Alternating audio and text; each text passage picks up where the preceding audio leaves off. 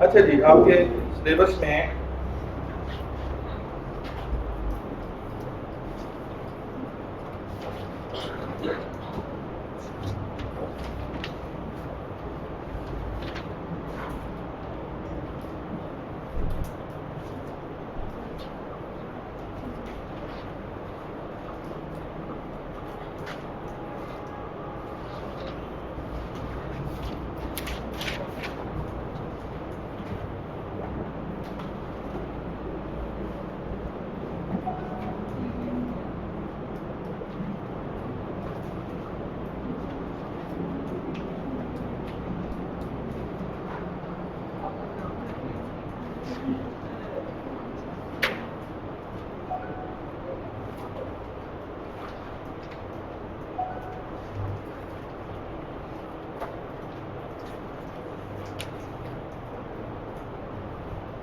SAARC आपके syllabus में शामिल है। 18th अमेंडमेंट हमने पढ़ ली, पाकिस्तान में फेडरेशन का स्ट्रक्चर हमने पढ़ लिया। ये सार्क आपके सिलेबस में शामिल है। कुछ स्टूडेंट हैं उन्होंने आईआर की क्लासेस भी ली हैं, तो इसलिए शायद उनके लिए ये रिपीटेड टॉपिक है, लेकिन जिन्होंने नहीं ली तो उनके लिए तो डेफिनेटली नया है। कितने लोगों के लिए नया टॉपिक है? सबके लिए तकरीबन। ओके, सार्क बेटा एक अच्छा, आप ये ध्यान में रखिएगा, हम कुछ ऑर्गेनाइजेशन भी आपके सिलेबस में शामिल है। तो there are two types of normally organization. एक होती है इंटरनेशनल ऑर्गेनाइजेशन और एक होती है रीजनल ऑर्गेनाइजेशन। इंटरनेशनल और रीजनल में डिफरेंस इज क्लियर। अगर एक स्पेसिफिक रीजन की ऑर्गेनाइजेशन है, ठीक है, किसी भी एंड से, तो वो रीजनल होगी। और अगर वो पूरे मुल्क, पूरी दुनिया, सारे कॉन्टिनेंट से ममालिक शामिल हो रहे हैं उसमें, तो वो इंटरनेशनल होगी। इंटरनेशनल की बेहतरीन एग्जांपल आपके पास यूनाइटेड नेशंस है। उसके अलावा एक बेहतरीन एग्जांपल आपके पास ओआईसी है। तो ओआईसी जो है वो इस्लामी ममालिक पूरी दुनिया के उसमें शामिल है। तो मीन्स से कि आपने क्लैरिटी करनी है। तो SAARC basically is a regional organization. एक बात, ये रीजनल है, इंटरनेशनल नहीं। अच्छा जी, इसका ऑब्लिगेशन का तो आपको पता ही होगा, South Asian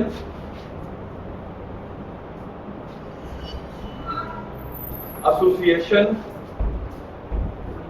for Regional Corporation, ठीक है जी, this is called SAARC.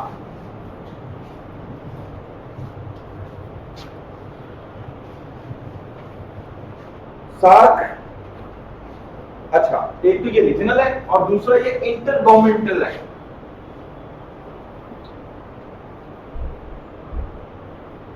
Inter governmental मतलब समझते हैं, स्टेट्स के दरमियान में गवर्नमेंट, जिस हमारे यहाँ लाइक कोई डिक्टेटर गवर्नमेंट आए, कोई जो है वो नॉन लीग की गवर्नमेंट आए, पीपल्स पार्टी की टीआई का, सार्क की मेंबरशिप पे उसका कोई असर नहीं पड़ेगा। इंटर गवर्नमेंट का मतलब बिकॉज गवर्नमेंट ने वो साइन किया, ठीक है। नॉर्मली ऑर्गेनाइजेशन जो होती है वो इंटर गवर्नमेंट ही होती है नॉर्मली। अच्छा, और ये जियो पॉलिटिकल यूनियन, जियो का लफ्ज जब आता है तो इसका मतलब जमीनी आप ध्यान में ला सकते हैं, ठीक है जी, जियो पॉलिटिकल। अच्छा, इसके ऑब्जेक्टिव्स क्या हो सकते हैं? आपने साउथ एशिया जो है, एशिया का एक रीजन जिसमें पाकिस्तान भी है, हम रह रहे हैं, तो इस रीजन के मुल्कों ने मिलके जो है ये सार्क बनाई और इनके ऑब्जेक्टिव्स को भी हम डिस्कस करेंगे। पहले इसके मेंबर ममालिक का नाम लिख लें। बेसिकली इसके जो फाउंडर मेंबर थे वो 7 थे, 7, और 2007 में एक और मेंबर को ऐड किया गया और वो था अफगानिस्तान। तो इस तरह से अब इसके मेंबर 8 हो गए अफगानिस्तान को डाल के।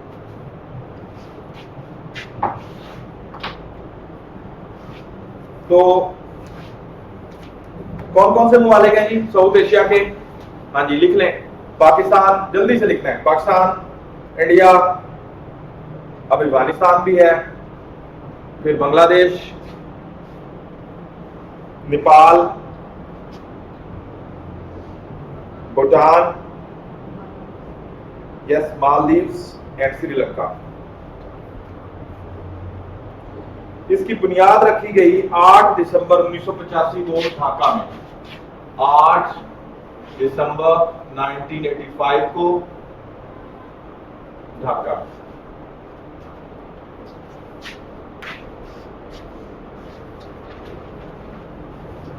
दुनिया की, अगर हम साउथ एशिया की बात करें तो दुनिया की जो एरिया है, वर्ल्ड, पूरी दुनिया का 3% एरिया साउथ एशिया के पास। और अगर हम पॉपुलेशन की बात करें तो 21% ऑफ द होल पॉपुलेशन जो है वो साउथ एशियन स्टेट्स में है।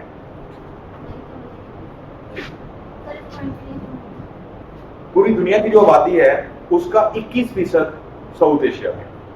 ये सार्क साउथ एशिया में है, तो इसका मतलब है कि SAARC is representing 21% population of the world.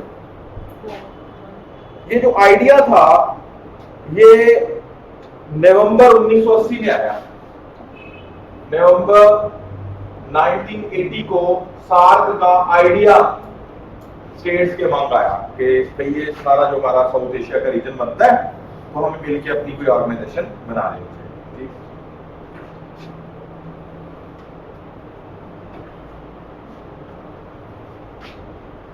और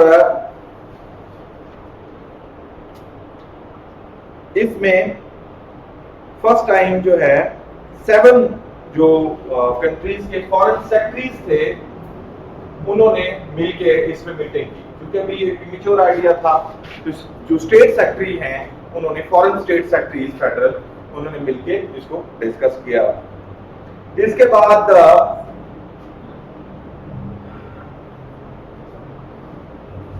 फिर जितनी फाउंडिंग कंट्रीज यानी 7 कंट्रीज थी उन्होंने जो है, अच्छा एक सेकेंड, सॉरी यहाँ थोड़ा सा काम खराब हो गया। आइडिया नवंबर 1980 में आया। ये जो 7 फाउंडिंग स्टेट के सेक्रेटरीज फर्स्ट टाइम मिले थे ये कोलंबो में मिले थे,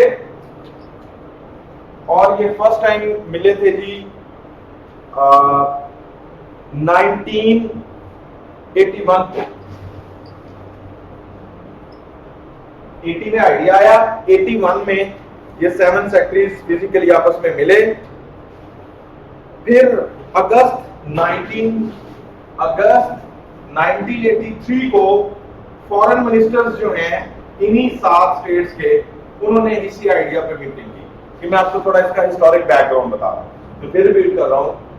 नवंबर 1980 में इसका आइडिया जनरेट हुआ सार्क का। अगली डेवलपमेंट 1981 में हुई जब कोलंबो में 7 फाउंडिंग ममालिक के फॉरेन सेक्रेटरीज आपस में मिले इसको डिस्कस करने के लिए। नेक्स्ट डेवलपमेंट अगस्त 1983 में हुई जब फॉरेन मिनिस्टर्स जो हैं इन 7 स्टेट्स के, उन्होंने मीटिंग की इसको, इस आइडिया को जी। कहाँ हुई थी? न्यू दिल्ली में हुई थी, इंडिया में।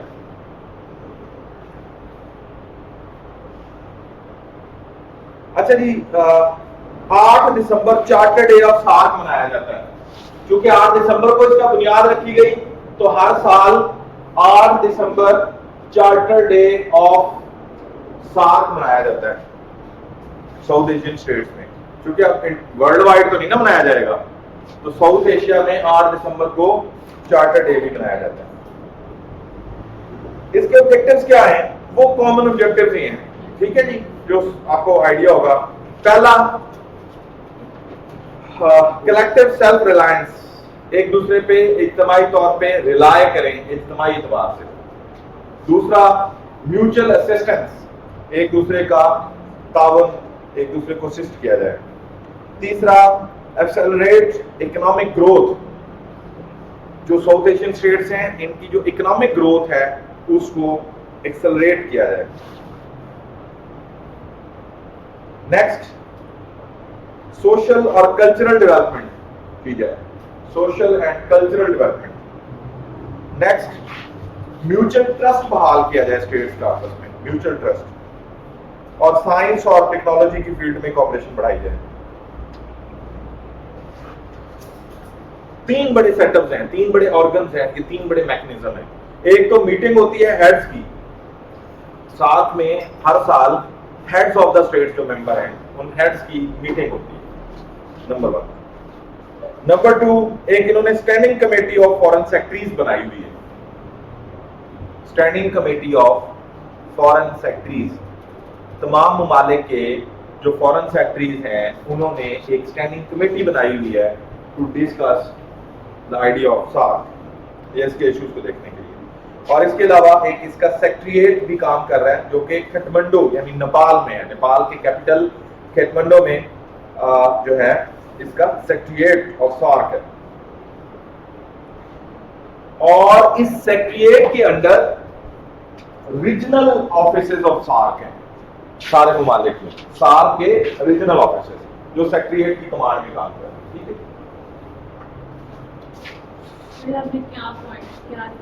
सेक्रेटरीट सार्क का है काठमांडू में नेपाल में, और इस सेक्रेटरीट के अंडर हर मुल्क में सार्क का एक रीजनल ऑफिस है।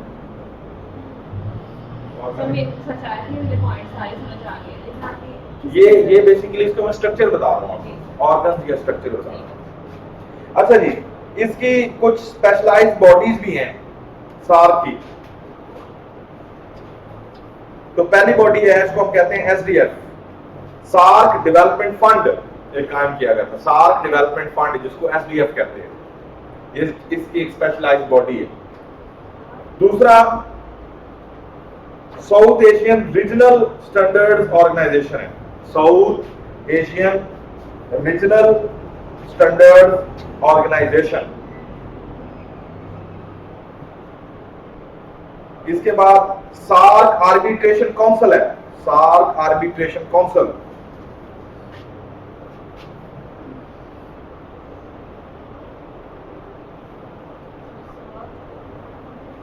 आर्बिट्रेशन काउंसिल भी बनाई हुई है।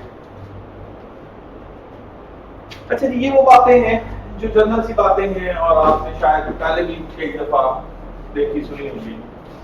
कुछ चीजें कुछ नहीं होंगी आपके लिए, कुछ का आपको पता होगा।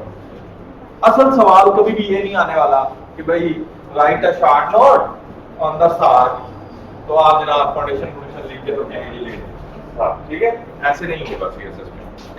क्वेश्चन आएगा कि जी क्या सार्क इफेक्टिव है या नहीं है, क्या सार्क अपना 1985 की बनी हुई है, इतने सालों में अपना किरदार अदा कर सकी है, ऑब्जेक्टिव्स को देख सकी है नहीं।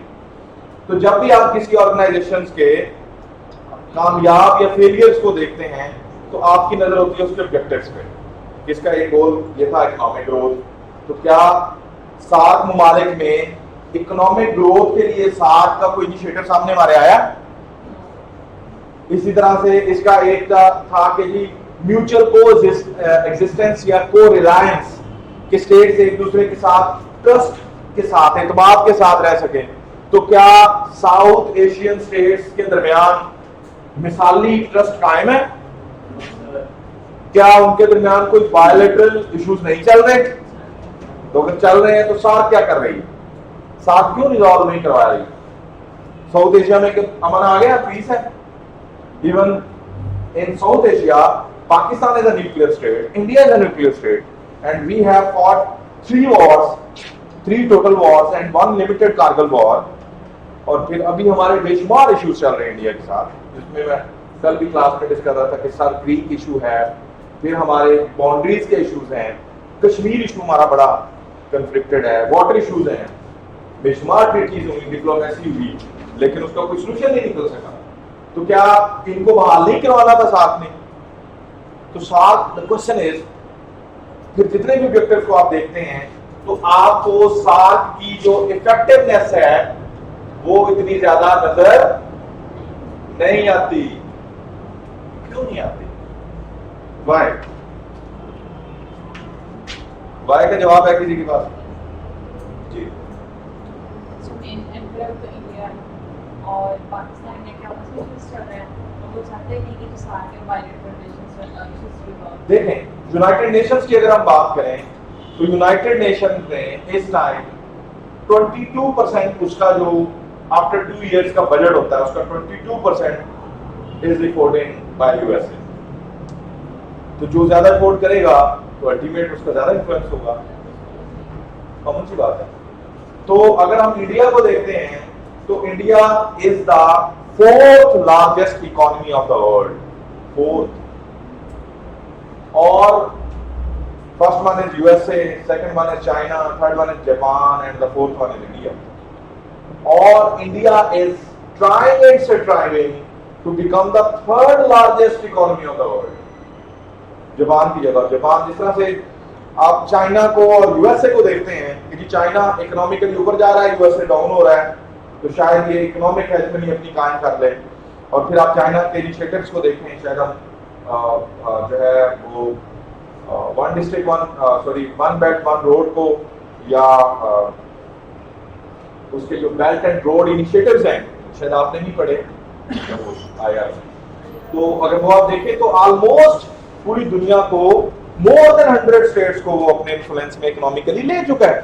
तो मीन्स टू से कि इन द सेम वे जापान से चाइना इंडिया ऊपर आ रहा है, फिर इंडियन ओशंस के ऊपर जो है बात करें तो उसका इन्फ्लुएंस, बाकी सारी चीजें। तो मीन्स टू से कि अगर हम रीजन को देखें तो इकोनॉमिकली सबसे ज्यादा influential state is the India, और इंडिया ने इस ऑर्गेनाइजेशन को बनवा भी लिया लेकिन उस तरह से इसको इफेक्टिविटी होने नहीं दे रही। अच्छा, इसमें एक टेक्निकल इशू चल रहा है।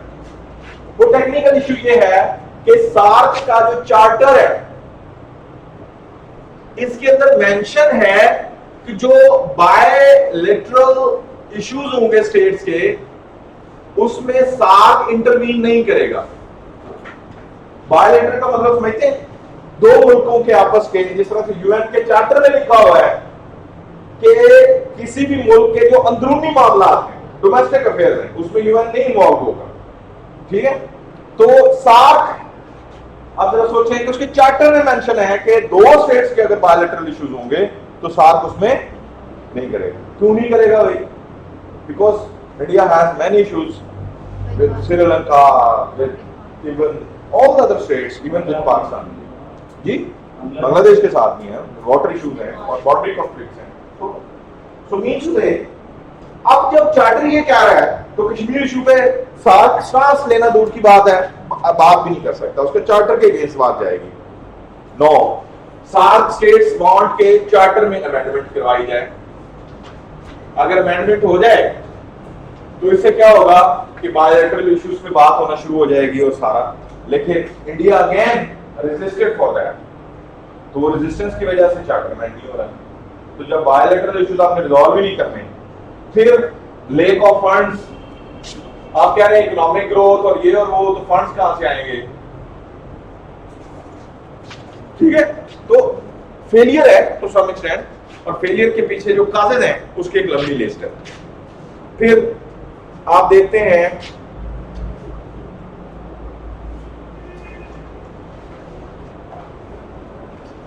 फिर सार्क के अंदर एक्स्ट्रा रीजनल एक्टर्स जो हैं वो बड़ा इन्फ्लुएंस कर रहे हैं।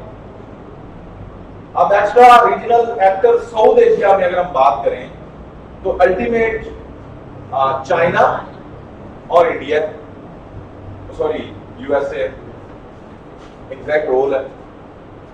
किस तरह से वो रोल है किसी को पता है? दुनिया में कितने ओशन है? 5 है। अच्छा, कौन कौन से 5?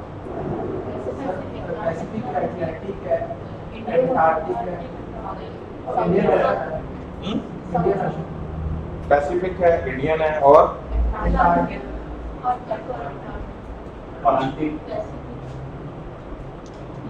तो जो हमारा समंदर है अरेबियन सी, वो किसका पार्ट है? किस ओशन का? इंडियन ओशन का। इंडियन ओशन से पीछे कौन है? कौन सा ओशन है? पैसिफिक। ठीक है, तो ये पैसिफिक से, इंडियन ओशन से, मुख्तलिफ स्टेट से, मलाक्का और अदर दैट से होते हुए तो हम बाकी ओशन से जुड़ते हैं, नेक्स्ट ओशन से जुड़ते हैं। तो आपको पता है कि दुनिया का 25% ट्रेड जो है, maritime trade, is depending upon Indian ocean. China का 80% ऑयल और अदर एक्सपोर्ट और trade is depending upon Indian ocean. तो यहाँ पे हेगमनीज की बातें होती हैं। ठीक है, तो चलें किसी टाइम मिला तो मैं देखता हूँ, उस पर थोड़ी बात करें। अच्छा जी, तो इस तरह से वो अपने, आप देखें चाइना और यूएसए की अपनी एक राइवलरी है। अगर रिसेंट सिनेरियो में देखें तो आप देखते हैं कि पाकिस्तान का चाइना की तरफ ज्यादा एक झुकाव है, ट्रेंड है, और इंडिया जो है वो यूएसए के साथ इनका अपना रोल है। फिर आप देखते हैं कि सार्क, अगर साउथ एशिया में देखें तो इंडिया का अपना इन्फ्लुएंस है, इकोनॉमिकली मेन एक्टर है, ठीक है, तो वो मेन एक्टर कभी भी नहीं। तो इस तरह से बहुत सारे इश्यूज हैं जिस वजह से पॉलिटिकल इश्यूज का इकोनॉमिक ग्रोथ कब आती है, जब पॉलिटिकल इश्यूज रिजॉल्व होते हैं। तो पॉलिटिकल इश्यूज रिजॉल्व नहीं हो सकते सार्क के थ्रू, सार्क फोरम ही नहीं है बायलैटरल इश्यूज को रिजॉल्व करने का, ठीक है।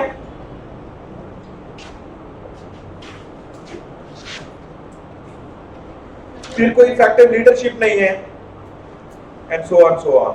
अच्छा जी, कुछ ऑब्जर्वर स्टेट्स भी होती हैं। तो सार्क की कौन कौन सी ऑब्जर्वर स्टेट्स हैं, यू नो? सार्क की ऑब्जर्वर स्टेट्स लिख लें, China, Japan, Iran, south Korea. Speed से लिखा करें, नीट नोट्स ना बनाने लग जाया करें directly. Myanmar, Australia, even United states, even European union, ये सारे ऑब्जर्वर स्टेट्स।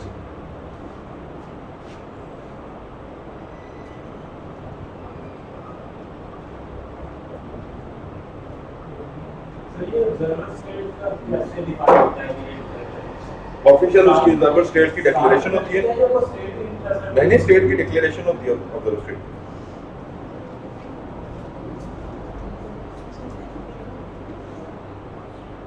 तो क्या रिकमेंड करते हैं आप सार्क के लिए, किस तरह से ये इफेक्टिव हो सकती है?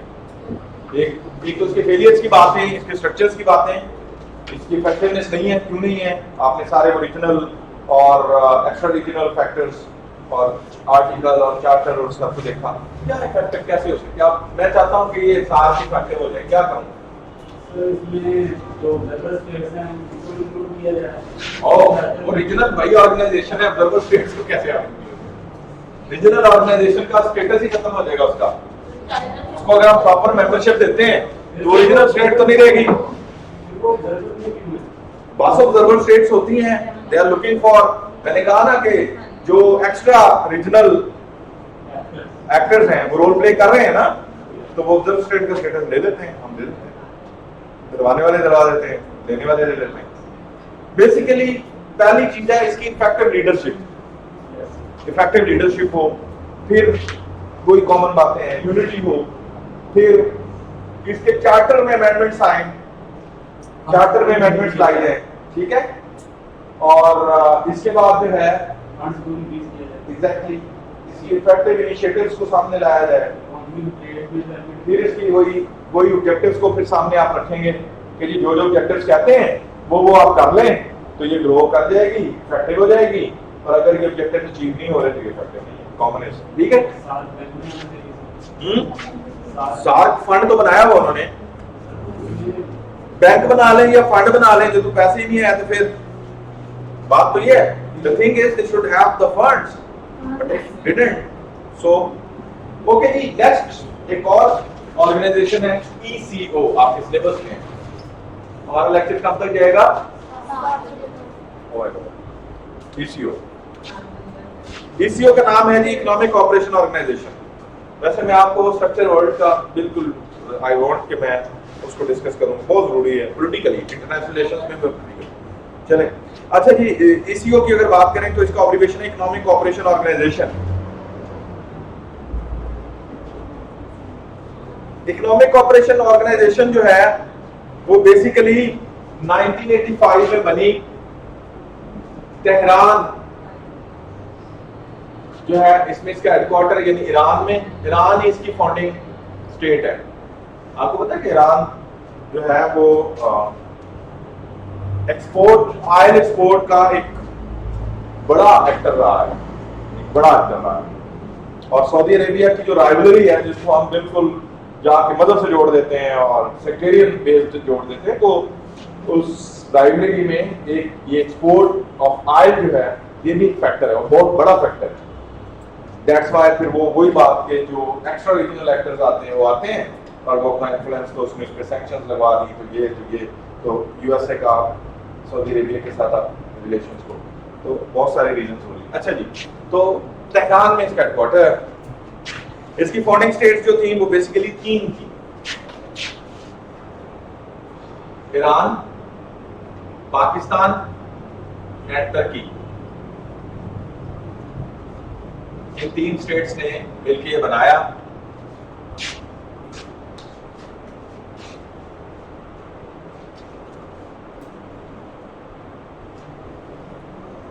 अच्छा जी, इससे पहले एक अच्छा, इसके क्या ऑब्जेक्टिव्स हो सकते हैं?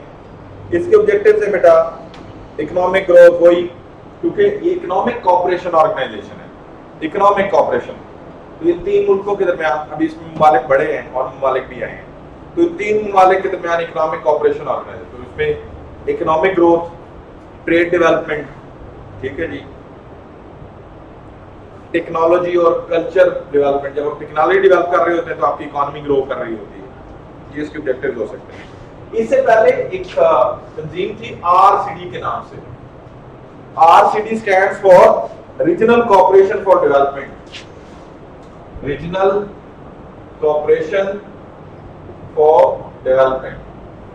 ये आरसीडी जो है ये बेटा रही है, ये बनी थी 1964 को और ये रही है 1979 तक, और आरसीडी के भी यही 3 ममालिक ही मेंबर थे। कोई सवाल करना चाह रहा है क्या? इंटरनेशनल ऑर्गेनाइजेशन है या रीजनल? क्या लगता है? इंटरनेशनल का स्टेटस तो इसको उस तरह से तो हम नहीं दे सकते कि उसका रीजनली बन गया, बिकॉज के इसमें इंटरनेशनली तो आपको इसमें कोई यूरोपियन स्टेट, किसी अंटार्कटिका से, कोई अफ्रीका से, कोई नॉर्थ अमेरिका से, सब नहीं ना, तो इस तरह से फिर बाकी तो इग्नोर्ड है। तो ये बेसिकली टर्की कुछ यूरोप में या कुछ एशिया में आ जाती है, तो बाकी हम एशियन स्टेट्स हैं लोग, ठीक है। अच्छा, कुछ और भी स्टेट्स ऐड हुई हैं, वो हम भी डिस्कस करते हैं।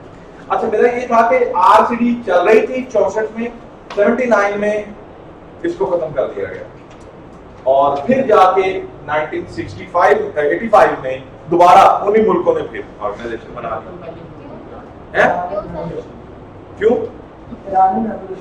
हाँ, 1979 में इस्लामिक रेवोल्यूशन आ गया था ईरान में ना, इनकलाब, तो उस इनकलाब की वजह से फिर वो ईरान का स्टेटस चेंज हो गया।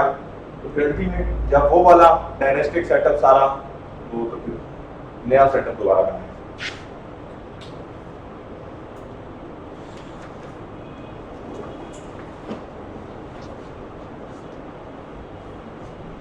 अच्छा जी, 28 नवंबर 1992 को, 28 नवंबर 1992 को 7 मुल्क ईसीओ में और शामिल हो जाते हैं, 7 स्टेट्स। वो 7 स्टेट्स कौन सी हैं? अफगानिस्तान, ये जो सेंट्रल एशियन स्टेट्स हैं, Azerbaijan, Iran, Kazakhstan, Kyrgyzstan, Turkmenistan, Central Asian states जी, जो पहले पार्ट ऑफ किसका थी? USSR, Union of Soviet Socialist Republics का, अदर पाकिस्तान, ठीक है जी। तो अब 7 स्टेट्स ये शामिल हो गई और 3 पहले थी, तो टोटल कितनी हो गई? 3 + 7 10। एक ऑब्जर्वर स्टेट है इसकी, ओनली वन, और वो साइप्रस है। साइप्रस, हाँ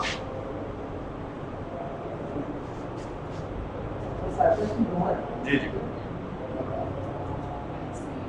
अच्छा, इसका विजन क्या है? वही विजन है कि जो सिंपल इकोनॉमिक ग्रोथ और वो सारे ऑब्जेक्टिव्स को लेकर के।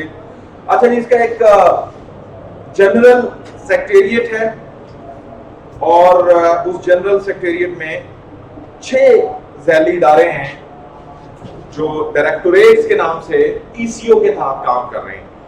तो उसमें डायरेक्टोरेट ऑफ लिख के, और ये डायरेक्टोरेट ऑफ सबके साथ लिखेंगे क्योंकि वो डायरेक्टोरेट के सीएस हैं। Directorate of industry and agriculture number 1, number 2 directorate of trade and investment. किसके? Directorate, directorate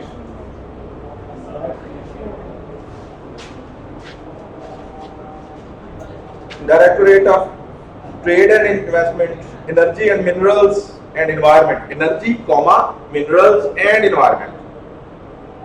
Transport and Communication.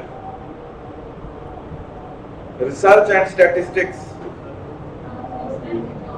Transport and Communication. Research and Statistics. Or sixth one is Project Research Development.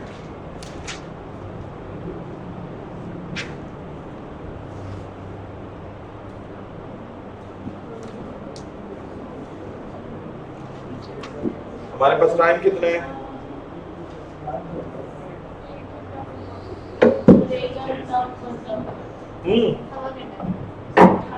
Really we have?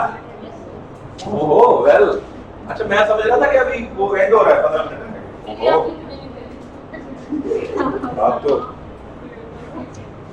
अच्छा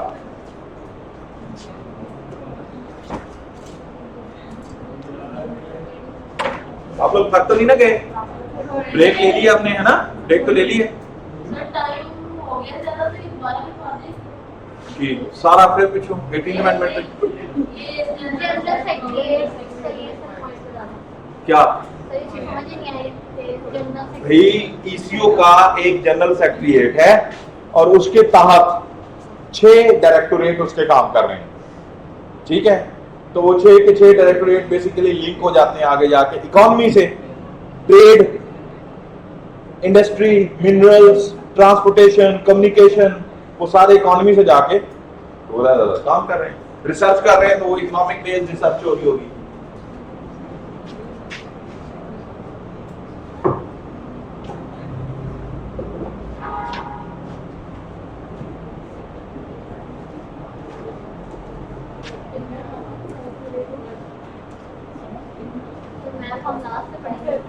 map I don't know कि लोग इसमें interested हैं कि नहीं। हम अपना सिलेबस तो पढ़े ना, जिसकी हमें फिक्र है? कौन कौन से लोग हैं जो इंटरेस्टेड है कि मैप को पढ़ा जाए? बहुत ज्यादा वो नहीं है। अच्छा चलें, ये एक और ऑर्गेनाइजेशन को पढ़ लें और फिर इंशाल्लाह मैप के ऊपर आते हैं।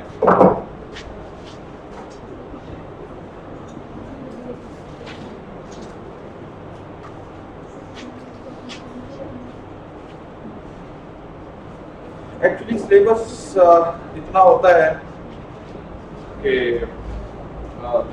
फिक्र रह जाती है कि कुछ चीज ना रह जाए। अनजस्टिफाइड ही है, मैं समझता हूँ कि इसको जस्टिफाइड होना चाहिए, रिव्यू होना चाहिए, इतना हो जितना आप थारोली फिर उसको कर सकते।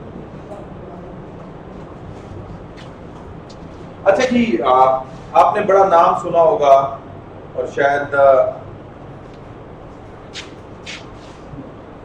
यूरोपियन यूनियन का पढ़ा है किसने पहले इसको? है ओवरव्यू लिया, पढ़ जाएगा।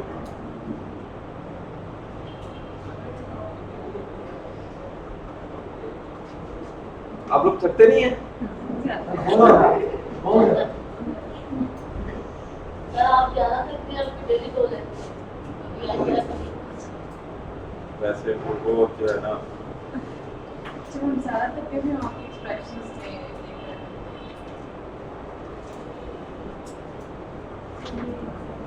आज पावर पॉइंट खोलते हुए भी ऐसे थक रहा है। अच्छा जी, यूरोपियन यूनियन के बारे में अल्टीमेट आप जानते होंगे कि यूरोपियन स्टेट्स ही इसमें आ सकती है ना। यूरोप की तो अदर देन यूरोपियन स्टेट तो नहीं इसका हिस्सा बन सकेगी। नाम से तो यही लग रहा है ना कि ये यूरोपियन स्टेट्स की यूनियन होगी, ठीक है? कितने ममालिक हैं यूरोपियन यूनियन में? जी 9।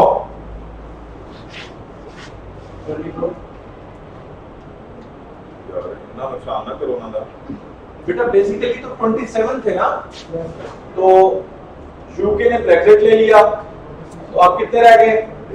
26।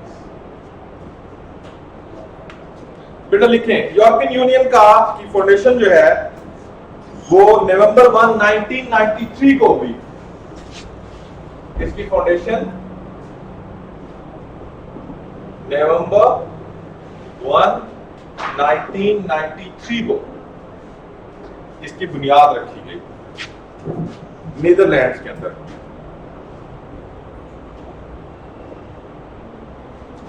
इसका हेडक्वार्टर बेटा बेल्जियम में है, ब्रसेल्स में।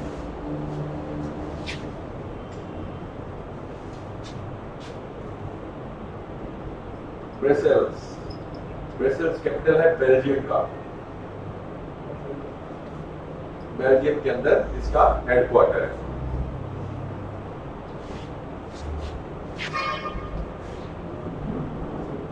फैक्ट्स एंड फिगर्स की बात करें तो यूरोपियन यूनियन के पास 4.476 स्क्वायर किलोमीटर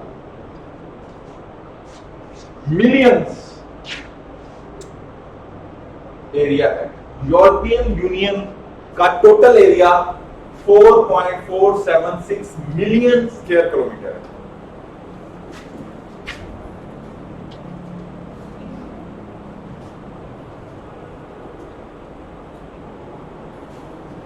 अच्छा वो थोड़ा हो गया 27 है, 28 से वो वाला सब बना 28 थे 7 रह गए। अच्छा जी, अब ये जो 27 ममालिक हैं इनकी लिस्ट अवेलेबल है, कोई इसमें मतलब कोई रॉकेट साइंस नहीं है, मैं वैसे बोल देता हूं उनके नाम। लाइक इसमें ऑस्ट्रिया है, बेल्जियम है, बुल्गारिया है, साइप्रस है, रिपब्लिक ऑफ साइप्रस, डेनमार्क है, एस्टोनिया है, फिनलैंड, फ्रांस, जर्मनी। अब ये आप वर्ल्ड वॉर 1 और 2 के एक्टर्स भी बड़े बड़े नजर आएंगे आपको। हंगरी, आयरलैंड, इटली, माल्टा है, नीदरलैंड है, पोलैंड है, पुर्तगाल है, रोमानिया, स्पेन, स्वीडन, ठीक है जी, और इवन ग्रीस, ठीक है जी, और ऑनवर्ड स्लोवेनिया भी इवन। अच्छा, ये जितनी भी स्टेट्स हैं यूरोप की स्टेट्स हैं, बिकॉज ये यूरोपियन यूनियन। तो आपको क्या लगता है कि ये इंटर गवर्नमेंट ऑर्गेनाइजेशन है? नहीं, मैं ये तो कह ही नहीं रहा इंटरनेशनल या रीजनल, इंटर गवर्नमेंट ही होगी ना, गवर्नमेंट्स का आपस में। तो ये इंटर गवर्नमेंट है और रीजनल है, जो कि सिर्फ यूरोप को कवर करती है, रीजन की बात करती है, तो रीजनल है, इंटर गवर्नमेंट। यूरोपियन यूनियन का आपने अक्सर देखा होगा, अभी आपने पढ़ा है कि सार्क की ऑब्जर्वर है ना, तो आपने कहा कि सार्क का ऑब्जर्वर कौन है? European union. तो यूरोपियन यूनियन का मतलब 27 स्टेट्स हैं, लेकिन आप वहां 27 तो नहीं ना लिख रहे। और आपने देखा कि मेंबरशिप जाके कौन ले रहा है? European union, not 27 states. तो इसका मतलब है कि ये यूरोपियन यूनियन जो है ये यूएसएसआर लाइक यूनियन है।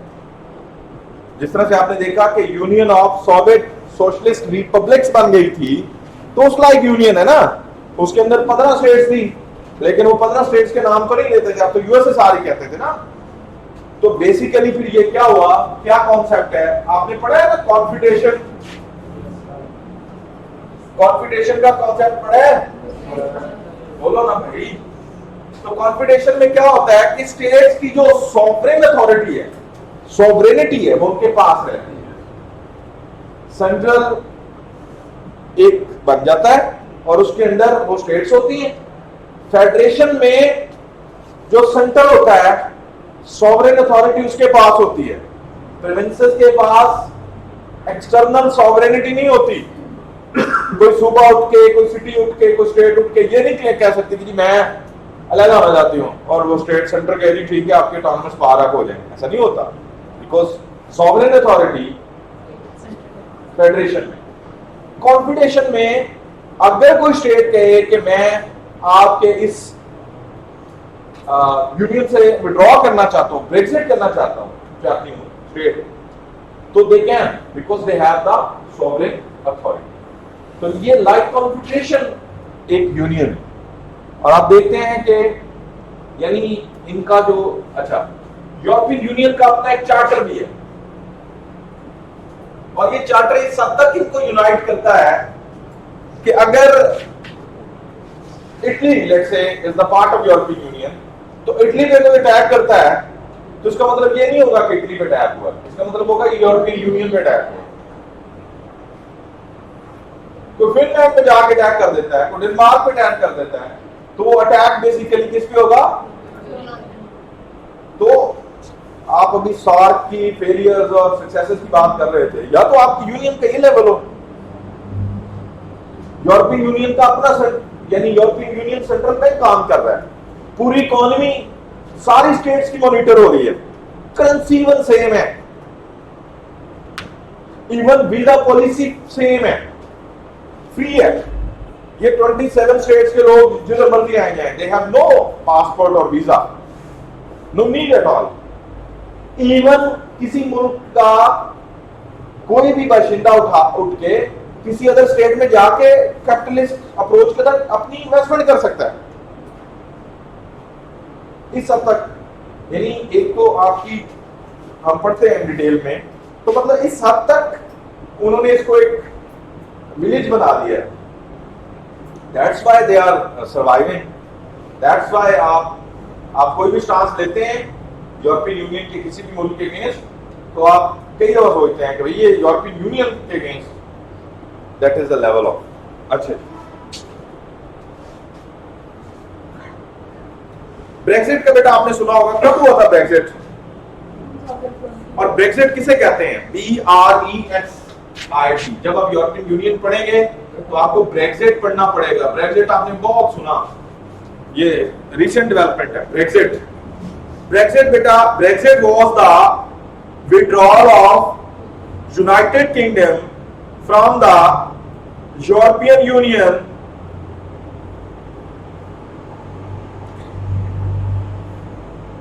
and from the European Union and European Atomic Energy Community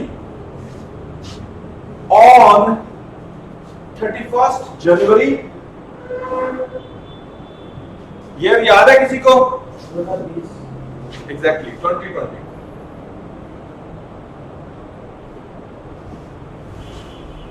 ठीक है, थोड़ा ही अर्सा पहले जो है वो ब्रेक्सिट हुआ है और यूनाइटेड किंगडम ने विड्रॉ किया है।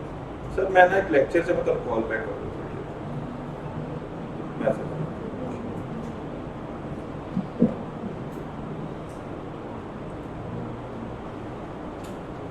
अच्छा, ब्रेक्सिट के पीछे क्या चला था? बेसिकली जो कंजर्वेटिव्स थे यूनाइटेड किंगडम के, conservative party, in that election conservatives who have campaigned in support of a revised withdrawal agreement led by Boris. ठीक है जी, बोरिस जॉनसन का तो आपने सुना है ना, recent prime minister of United kingdom.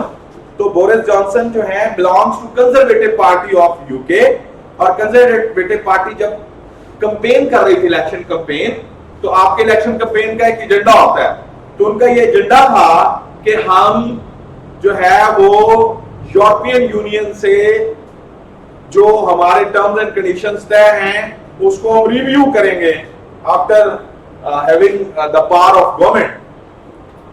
सो आपने देखा कि 80 सीट्स की मेजोरिटी के साथ कंजर्वेटिव पार्टी जो है वो जीती।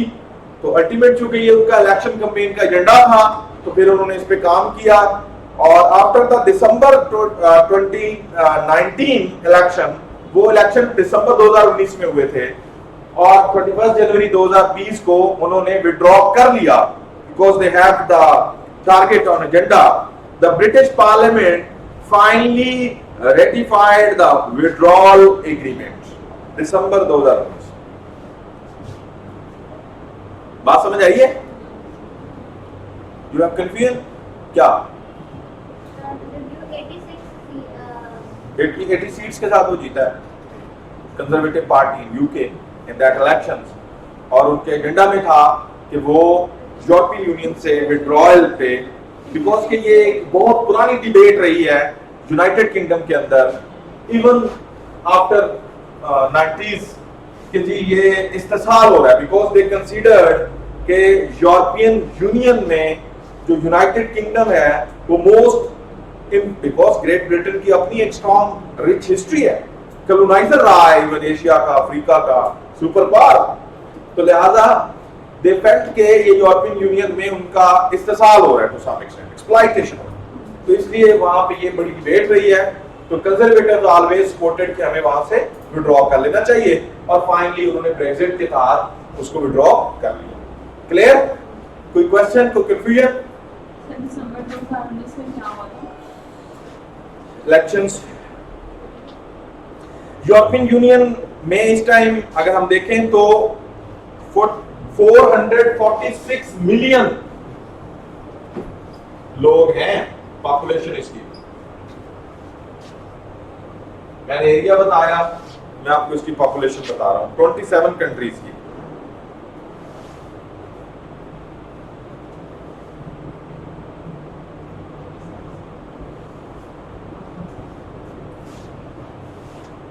अब देखें, चूंकि ये फेडरेशन की तरफ पे बन रहा था यूरोपियन यूनियन का, लिहाजा इन्होंने अपना अब यूरोपियन एंथम यानी जैसे कौमी तराना बनता है, चूंकि स्टेट लेवल के ऊपर ये यूनिटी हो रही थी कॉन्फेडरेशन के साथ, तो लिहाजा यूरोपियन एंथम अपना अलहदा बनाया गया, इनका मोटो अलहदा है, और यूरोप डे मनाया जाता है 9 मई को हर साल, और फिर यूरोपियन फ्लैग अलहदा बना लिया गया, और यूरो का कॉन्सेप्ट आपने सुना होगा, this belongs to it. European Union की 24 बेटा ऑफिशियल लैंग्वेजेस हैं।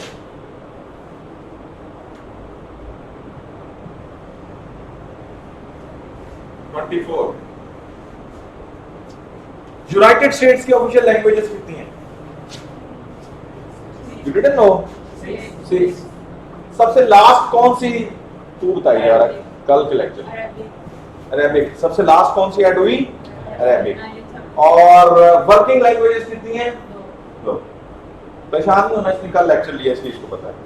हाँ, होता है ना कि में कि इन्होंने लेक्चर लिया हुआ इसलिए मैं बैलेंस भी कर रहा हूँ। अच्छा जी,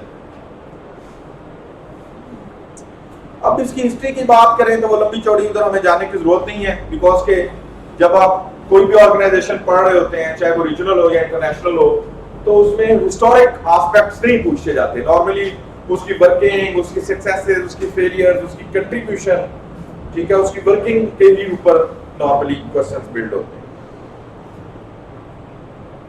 20 अच्छा जी, मैंने पहले तो आपको बताया था कि जिस तरह से यूएन का चार्टर है, जिस तरह से आपने देखा कि सार्क का चार्टर है, जब भी कोई ऑर्गेनाइजेशन बनती है तो उसके कॉन्स्टिट्यूशनली कुछ चीजें रिटर्न आती है ना, ये होगा, ये ऑब्जेक्टिव्स हैं, ये करेंगे, ये करेंगे। तो इस तरह से यूरोपियन यूनियन का अपना एक चार्टर है जिसको आप यूरोपियन यूनियन चार्टर कहते हैं, और इस चार्टर के 54 आर्टिकल्स हैं, 54 आर्टिकल्स ऑफ यूरोपियन यूनियन। और इस चार्टर में इन 27 स्टेट्स हैं, उनकी आपस में सारी वर्किंग और वर्किंग रिलेशन और वो सारी चीजें डिसाइडेड है। और ये 6 टाइटल के तहत 24 आर्टिकल बने हैं, 6 टाइटल। होता है ना, आप कहते हैं कि जी डिग्निटी के ऊपर कुछ आर्टिकल्स बना लेते हैं, कि स्टेट्स की डिग्निटी के ऊपर, ये एक हेड है, एक टाइटल है, उसके ऊपर कुछ आर्टिकल्स बने, ठीक है, कि जी सॉवरेनिटी के साथ तक मेंटेन रखी जाएगी स्टेट्स की डिग्निटी के ऊपर। जिस तरह से उसी में से कोई आर्टिकल होगा ना कि अगर यूरोपियन यूनियन की मेंबर स्टेट के ऊपर कोई अटैक करता है तो that will be considered like कि यूरोपियन यूनियन पे अटैक हुआ, ये उसकी डिग्निटी है ना। अच्छा, इसी तरह इसकी फ्रीडम, एक इसका टाइटल है freedom. Next is equality, next is solidarity, next is citizens rights and the justice.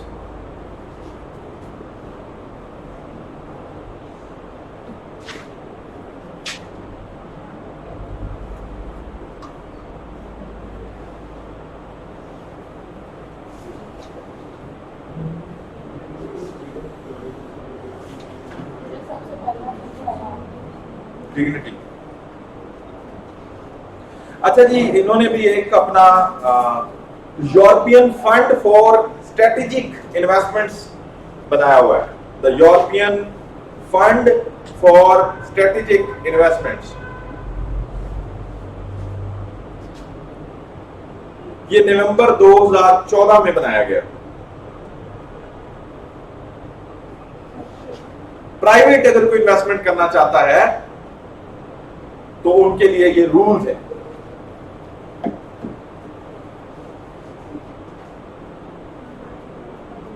बहुत डिटेल्ड है, लेकिन हम लिमिटेड लेवल के ऊपर चीजें करेंगे बिकॉज के फिर जो हमें रेलिवेंट है।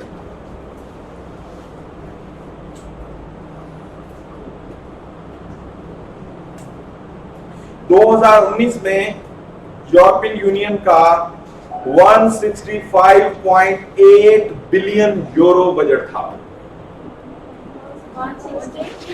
5.8 बिलियन यूरो। आप लेटेस्ट भी देखिएगा इसका बजट।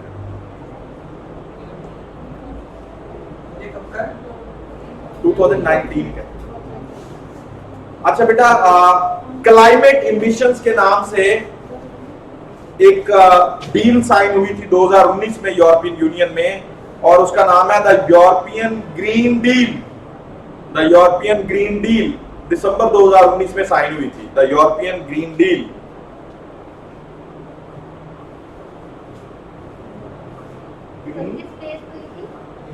वर्ल्ड वाइड आपने देखा कि ग्लोबल वार्मिंग के ऊपर बात हो रही है, क्लाइमेट चेंज की वजह से ग्लोबल वार्मिंग के इफेक्ट्स आ रहे हैं। तो यूरोपियन यूनियन ने वर्ल्ड वाइड अपनी कंट्रीब्यूशन के लिए उन्होंने अपना विजन दिया था, द यूरोपियन ग्रीन डील।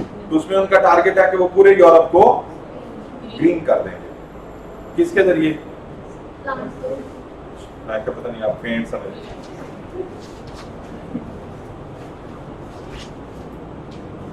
अच्छा जी, एक क्लाइमेट लॉ बनाया यूरोपियन यूनियन ने। क्लाइमेट लॉ, क्योंकि क्लाइमेट चेंज की बात हो रही है, मौसम बदल रहे हैं, तो उन्होंने क्लाइमेट लॉ बनाया है अपने यूरोपियन यूनियन के तहत मार्च 2020 में।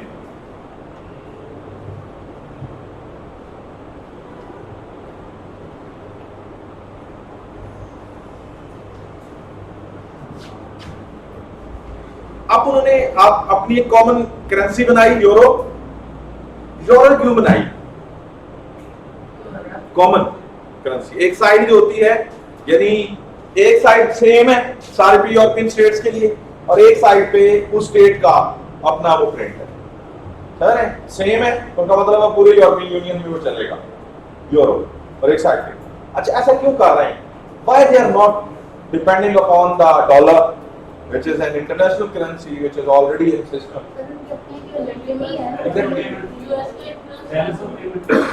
Influence exactly एक ये फैक्टर है, दूसरा इन्फ्लेशन एक फैक्टर है।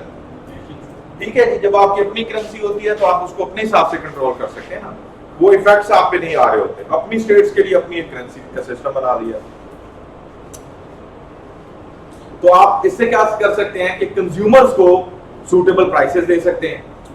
ठीक है जी, और रिस्क, फॉरेन एक्सचेंज कास्ट का रिस्क कम हो जाता है। ठीक है जी, बिकॉज कि आप अपनी करेंसी पे रिलाय कर रहे होते हैं। देखिए, आप अगर फॉर एग्जांपल डॉलर में डील कर रहे हैं तो डॉलर में आने वाले इफेक्ट्स आप पे इफेक्ट्स होंगे ना, तो अगर आप उस पे नहीं कर रहे तो होता रहे जो कुछ, तो आप स्टेबल रहते हैं। इकोनॉमिक स्टेबिलिटी भी है इसका एफेक्टिव है।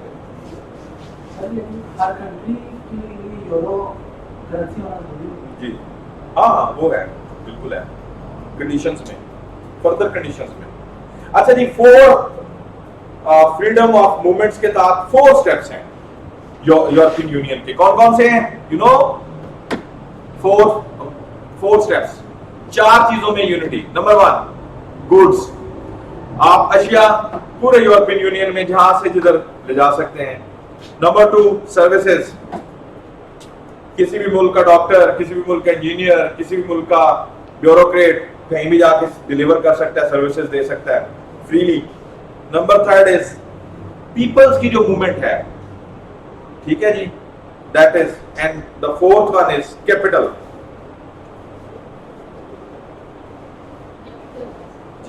कैपिटल मीन सरमाया, इन्वेस्टमेंट।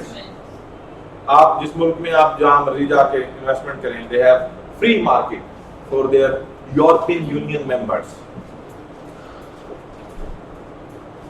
सिंगल मार्केट वहां लीड कर रही है।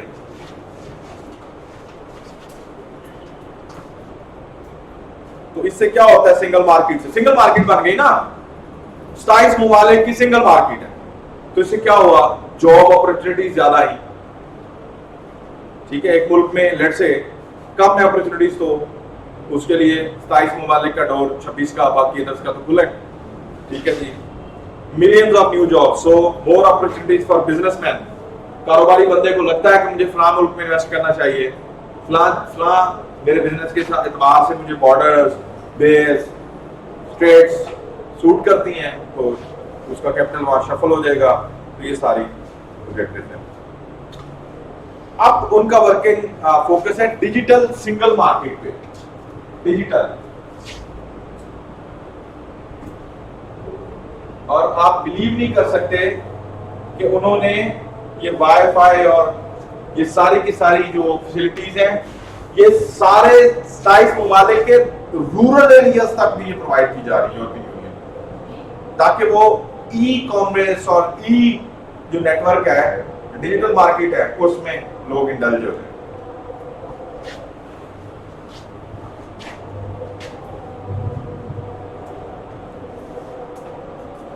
और इसका नाम उन्होंने रखा है wifi European union initiative support.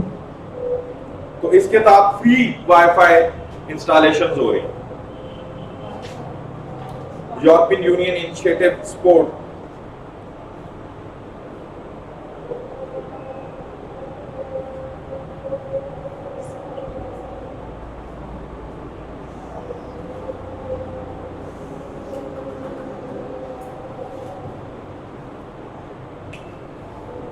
अच्छा जी, आसान आ गए।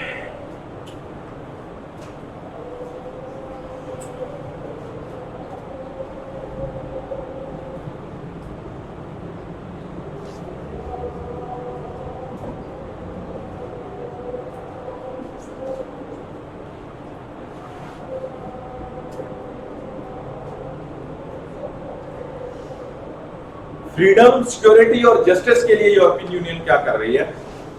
एक तो एज आई टोल्ड यू कि European union charter of fundamental rights available है, चार्टर ऑफ फंडामेंटल राइट्स। फिर जॉइंट फाइट अगेंस्ट टेररिज्म पे काम हो रहा है, जॉइंट फाइट अगेंस्ट टेररिज्म। फिर cooperation between police and law enforces. फिर civil law cooperation, cooperation between police and civil law enforces agencies. ठीक है जी, सिविल लॉ कोऑपरेशन, ये सारी चीजें।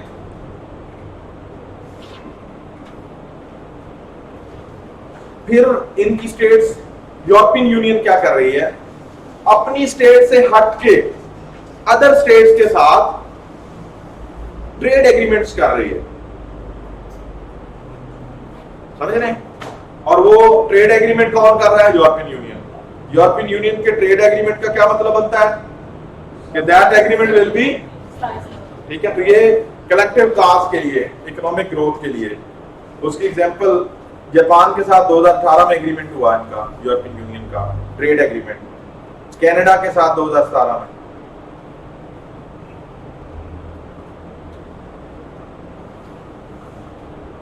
फिर फॉरेन पॉलिसी जो है यूरोपियन यूनियन ने अपनी पूरी चार्टर में मेंशन कर रखी है, फॉरेन पॉलिसी। ठीक है, तो अगर आपको अदर ऑर्गेनाइजेशंस या स्टेट्स के साथ इंटरेक्ट करना है तो उनकी अपनी पूरी की पूरी असाइंड फॉरेन पॉलिसी है यूरोपियन यूनियन। इसके अलावा पूरी दुनिया में जो एड्स है, सपोर्ट है, not only for the European states, European Union states, but for the other states. वो यूरोपियन यूनियन का एक एड सपोर्ट फंड है, जिसके तहत वो you can say millions rupees जो है यूरो, वो इन्वेस्ट कर रहा है to support the other developing states, specially African states को। ठीक है, क्यों? बिकॉज के फॉरेन पॉलिसी का हिस्सा है, ताकि उसका यूरोपियन यूनियन का जो इमेज है वो अच्छा जाए और वो नीडी और डेस्टिट्यूट्स को हेल्प आउट करते हैं। बहुत से इनके प्रोजेक्ट्स चल रहे हैं। जेंडर इक्वालिटी के ऊपर बहुत काम हो रहा है यूरोपियन यूनियन में। जेंडर इक्वालिटी का मतलब फेमिनिज्म स्कूल ऑफ थॉट जो प्रिवेल करता है औरतों के ग्रुप को, वो कहते हैं कि gender equality, everyone is equal. ठीक है, दिस इज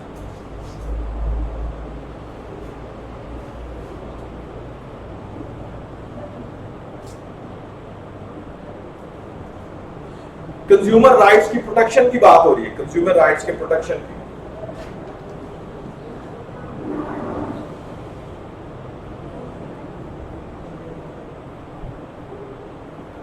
अब इनका स्ट्रक्चर कैसे काम कर रहा है, इनके इंस्टीट्यूशंस कैसे काम कर रहे हैं, ठीक है, यूरोपियन यूनियन के, वो जरा आप लिख लें, आपको एक आइडिया हो जाएगा। सबसे पहले जी इनका है यूरोपियन काउंसिल, यूरोपियन काउंसिल, ठीक है जी। इसके बाद इन्होंने बनाया हुआ यूरोपियन पार्लियामेंट, ठीक है जी। जिस तरह स्टेट्स के पार्लियामेंट्स होते हैं, तो ये यूरोपियन पार्लियामेंट। तो यूरोपियन यूनियन के जो मेंबर्स हैं स्टेट्स के, वो रिप्रेजेंटेटिव उस पार्लियामेंट में बैठते हैं डेमोक्रेटिक वैल्यूज को प्रमोट करने के लिए। इस तरह से काउंसिल ऑफ मिनिस्टर्स बनाई हुई है। ये काउंसिल ऑफ मिनिस्टर्स बेसिकली यही काउंसिल है ना, काउंसिल ऑफ मिनिस्टर्स। तो पार्लियामेंट से जिस तरह से मिनिस्टर्स काम करते हैं, वो मिनिस्टर पूरे यूरोपियन यूनियन के उस के लिए काम करेगा ना, वो बनाया हुआ है इन्होंने। इसके बाद यूरोपियन कमीशन बनाया हुआ है, फिर कोर्ट ऑफ जस्टिस बनाया हुआ है इन्होंने। यूरोपियन यूनियन के जितने भी बायलैटरल, मल्टीलैटरल, यूनिलैटरल किसी भी लेवल के इश्यूज होंगे, तो उसको रिजॉल्व करने के लिए कोर्ट ऑफ जस्टिस। इसके बाद कोर्ट ऑफ ऑडिटर्स है, ऑडिट करने के लिए, AUD ऑडिटर्स, ऑडिट करने के लिए, क्योंकि सारे मुल्कों का फंड है, कलेक्टिवली यूज हो रहा है, तो उसके चेक एंड बैलेंस के लिए, अकाउंटेबिलिटी के लिए। नेक्स्ट बेटा इकोनॉमिक एंड सोशल कमेटी मौजूद है। The next one is committee of the regions.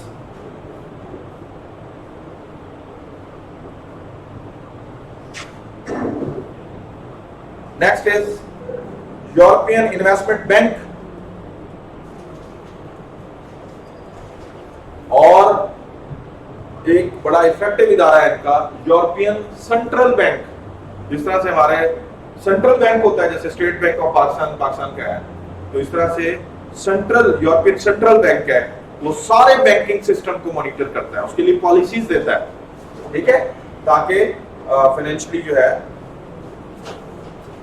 अब अगर कोई कानून बनाना हो यूरोपियन यूनियन के एतबार से, चार्टर बना हुआ है, लेकिन कोई न्यू कॉन्स्टिट्यूशन बनाना हो, उसमें कोई अमेंडमेंट्स करनी हो, तो उसका क्या प्रोसीजर होगा यूरोपियन यूनियन में? सबसे पहले सिटीजंस या इंटरेस्ट ग्रुप्स या एक्सपर्ट्स डिस्कस करेंगे, कंसल्ट करेंगे, उसको जनरल कंसल्टेशन की ऑप्शन दी जाएगी। इसके बाद एक कमीशन कॉन्स्टिट्यूट किया जाएगा उस खास मकसद के लिए।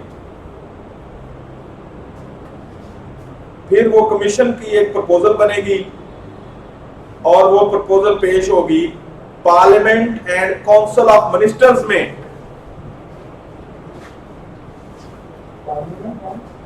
काउंसिल ऑफ मिनिस्टर्स में,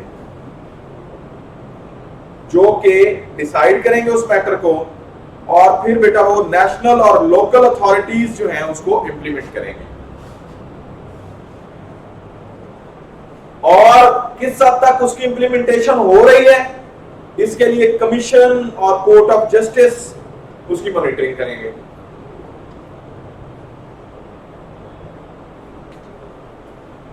बात समझे?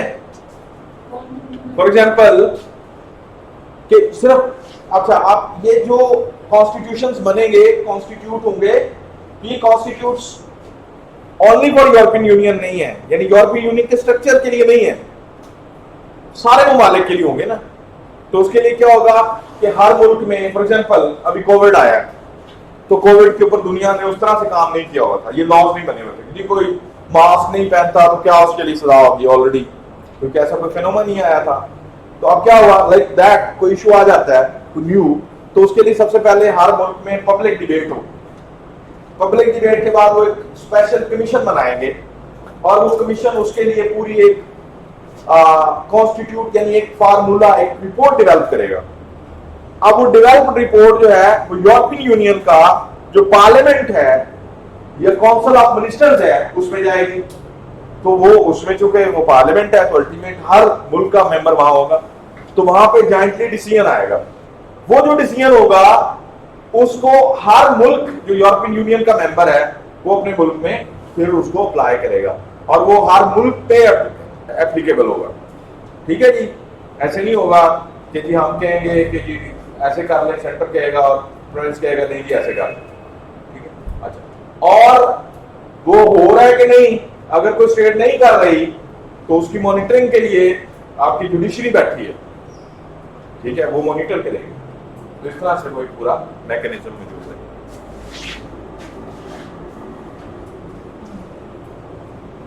अच्छा, वो जो पार्लियामेंट है और जो काउंसिल ऑफ मिनिस्टर्स है, तो उसमें एवरी स्टेट से एक मिनिस्टर बनेगा, one minister from every state equally.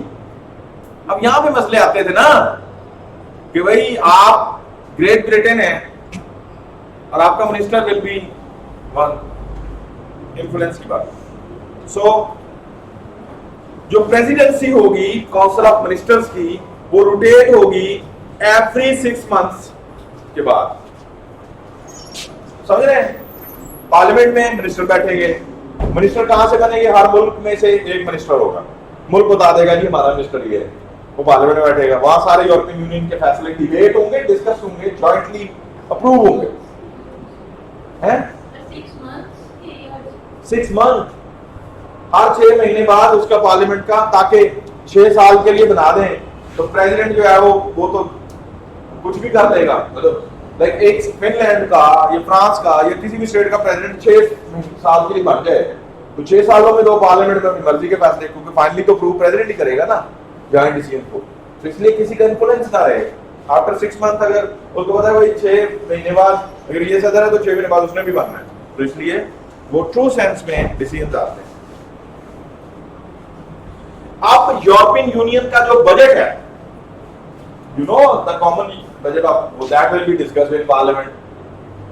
Parliament mean minister of councils और फॉरेन अफेयर्स, सिक्योरिटी पॉलिसी, ये सारा कुछ, ये सारी डिस्कशंस जो हैं वो कहां डिस्कस होंगी?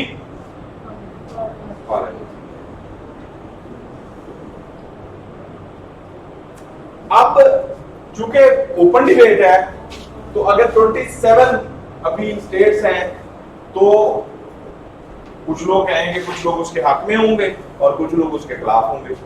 तो फिर बिल कैसे प्रूव होगा? अगर आपने जनरली, तो उसके लिए उन्होंने रेशियो रखी हुई है 55% की, कि अगर 55% उसके हक में वोट देते हैं तो मेजोरिटी के साथ वो बिल अप्रूव कर लेंगे 55%।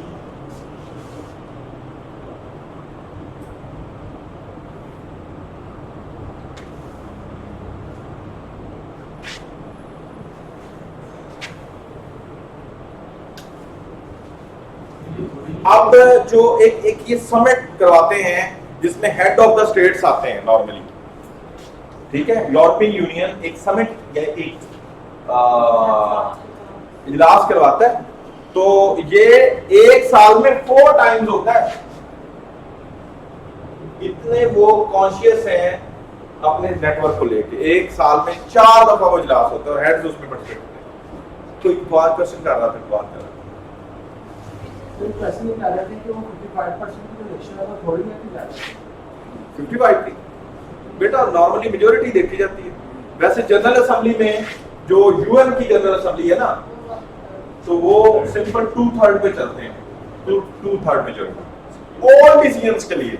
इंटरनेशनल कोर्ट ऑफ जस्टिस का जज रखना है, उसके लिए वोटिंग हो रही है, किसी मेंबर स्टेट को जो है उसमें इंडक्ट करना है, एक्सपेल करना है, सस्पेंड करना है, बजट अप्रूव करना है, जितने भी जनरल असेंबली में 193 स्टेट्स जब पार्टिसिपेट, तो 2/3 मेजोरिटी। ये तो ज्यादा है ना सर, ये तो 66%। हाँ, बस वो उनका अपना वो कॉन्स्टिट्यूशन है। लेकिन ये तो क्लियर है ना कि वो आपको ज्यादा मेजोरिटी इसलिए नहीं चाहिए कि अक्सरियत का सेंस तो वहां क्लियर हो जाता है ना। मोर देन 50% लोग कह रहे हैं, इसका मतलब है कि पॉजिटिव वोटिंग बढ़ जाती है ना। वैसे तो नॉर्मली नेशनल असेंबली में भी जो वोटिंग होती है, एक वोट से भी अगर वो बढ़ जाए हमारे यहाँ, ठीक है। तो अच्छा जी, अगर कोई ऐसा इशू आज 10 कंट्रीज इस तरह से बन रही है, 10 कंट्रीज अलग हो जाएंगी यूरोपियन यूनियन से, फिर तो लॉस होगा।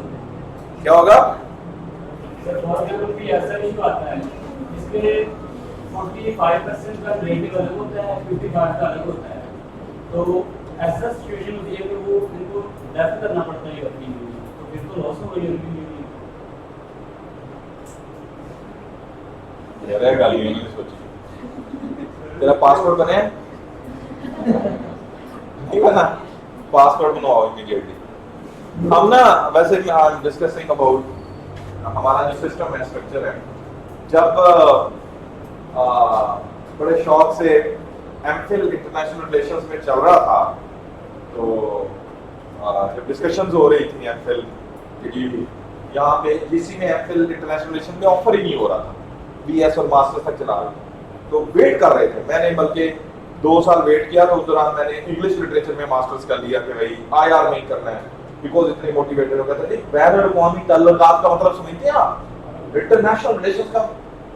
और वो कह रहा था कि जैसे ही आईआर में एमफिल होना है तो आपको तो मिनिस्ट्रियों में उठा लेना है, फॉरेन ऑफिसेज ने, एम्बेसीज ने रश पड़ा होना है, ठीक है।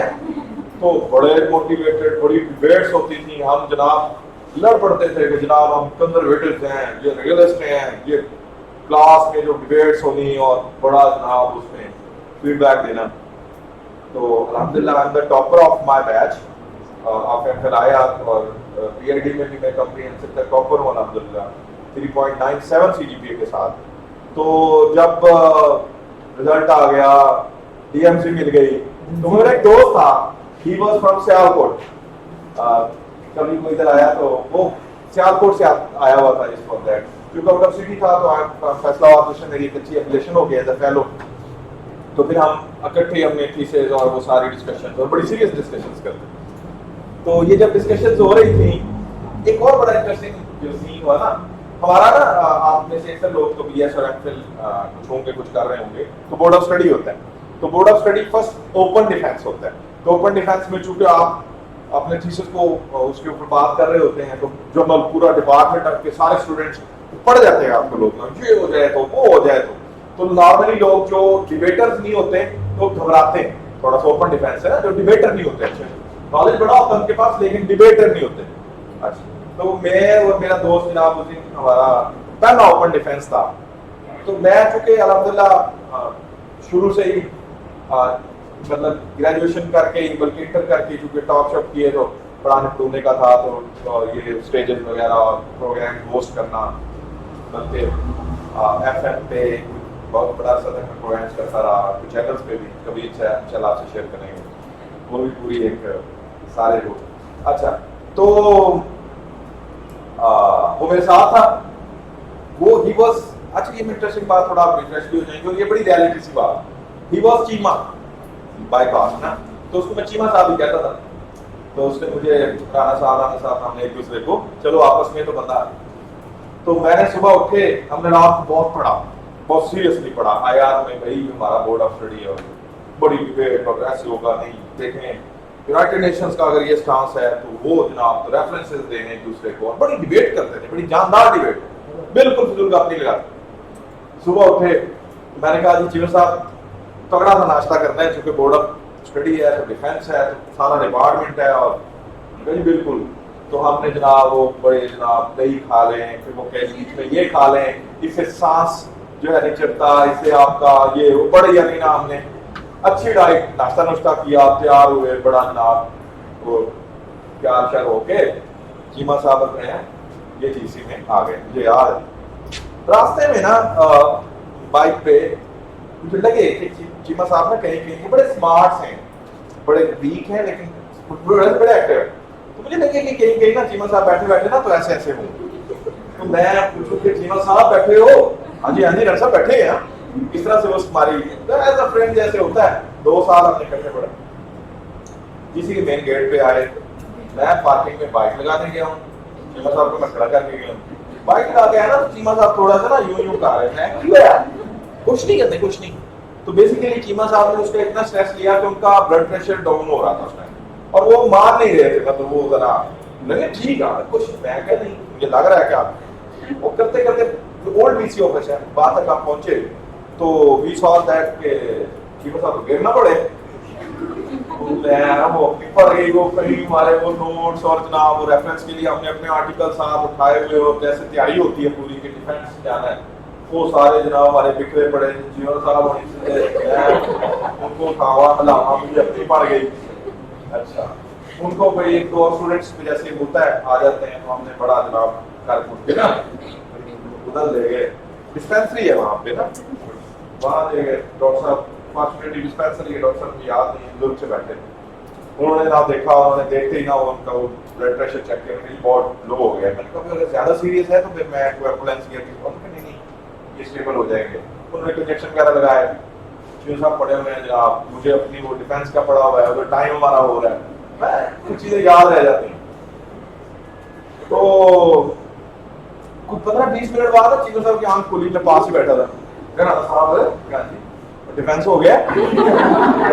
यार क्या हुआ है, तुझे लेके बैठा हूँ कितने यहाँ सी, मैं कहा यूनिवर्सिटी है, नहीं तो डिफेंस का की बने हैं, मैं कहा होना है। चीमा फिर आपके बात हूँ, मैं कहा नहीं हो गया। वो यदि बाल का आप इतना स्ट्रेस ले जाते हैं। अच्छा वो जो आपकी बात से हमें बात निकली मुझे याद आती है, वो बाल का जब इंटरनेशनल अफेयर्स की बात हो रही होती है ना, तो आप इतने कीन होते हैं कि जी नहीं ये सांस नहीं बनता, ये एक्टर बनता ही नहीं है, उस रीजन पे ये कुछ कर ही नहीं सकता, ये तो ऐसे है, वो स्टेट वहां है, वो बे उधर है, ये कैसे हो सकता है, वो वॉर में वो था ही नहीं, इस तरह से बातें हो रही होती।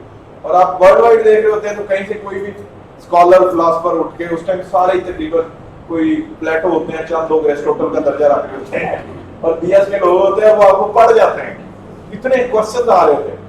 एनीहो मैंने उन्हें उठाया स्टाया, जूसेस वगैरह पिलाए, और वो बड़ा डराना, तो उन्होंने कहला कुछ हो जाओ, मैं चला, मैं नहीं मेरी बात सुनो, मैंने आपको वहां भी अकेले छोड़ा तो गिर पड़े, मैंने आपको अब पकड़ के लेके जाना है। तो जाके फिर मैंने टीचर से किया, मैंने कहा जी वो थोड़ा उनका ये सीक्रेटली बताया, तो उन्होंने फिर उनको जरा वो किया। लेकिन ये कि वो बाद में जब वो सारा हो गया, एक प्रोसेस होता है, आपको चीजें याद रह जाती हैं, कितने साल पहले की बात है, लेकिन स्टिल मुझे वो सारा सीन सिनेरियो याद है। अभी मेरी कभी उनसे बात हो तो फोनिकली मैं उन्हें पूछता हूँ कि चीमा साहब तगड़े हो, वो हंस पड़ते हैं, कहते हैं मुझे पता तो क्यों पूछ रहा है। तो एनीहो, अच्छा जी आते हैं हम अपने टॉपिक को, बस वाइंड अप करते हैं इसको जल्दी से, और अगर टाइम 15-20 मिनट हो तो हम थोड़ा सा अच्छा जी चले। इसका जो जुडिशरी है उसमें 27 जजेस हैं, मीन्स टू से अ जज, जैसे आपने काउंसिल ऑफ मिनिस्टर्स में देखा, a minister from every state, the same thing is a जज फ्रॉम, तो ये और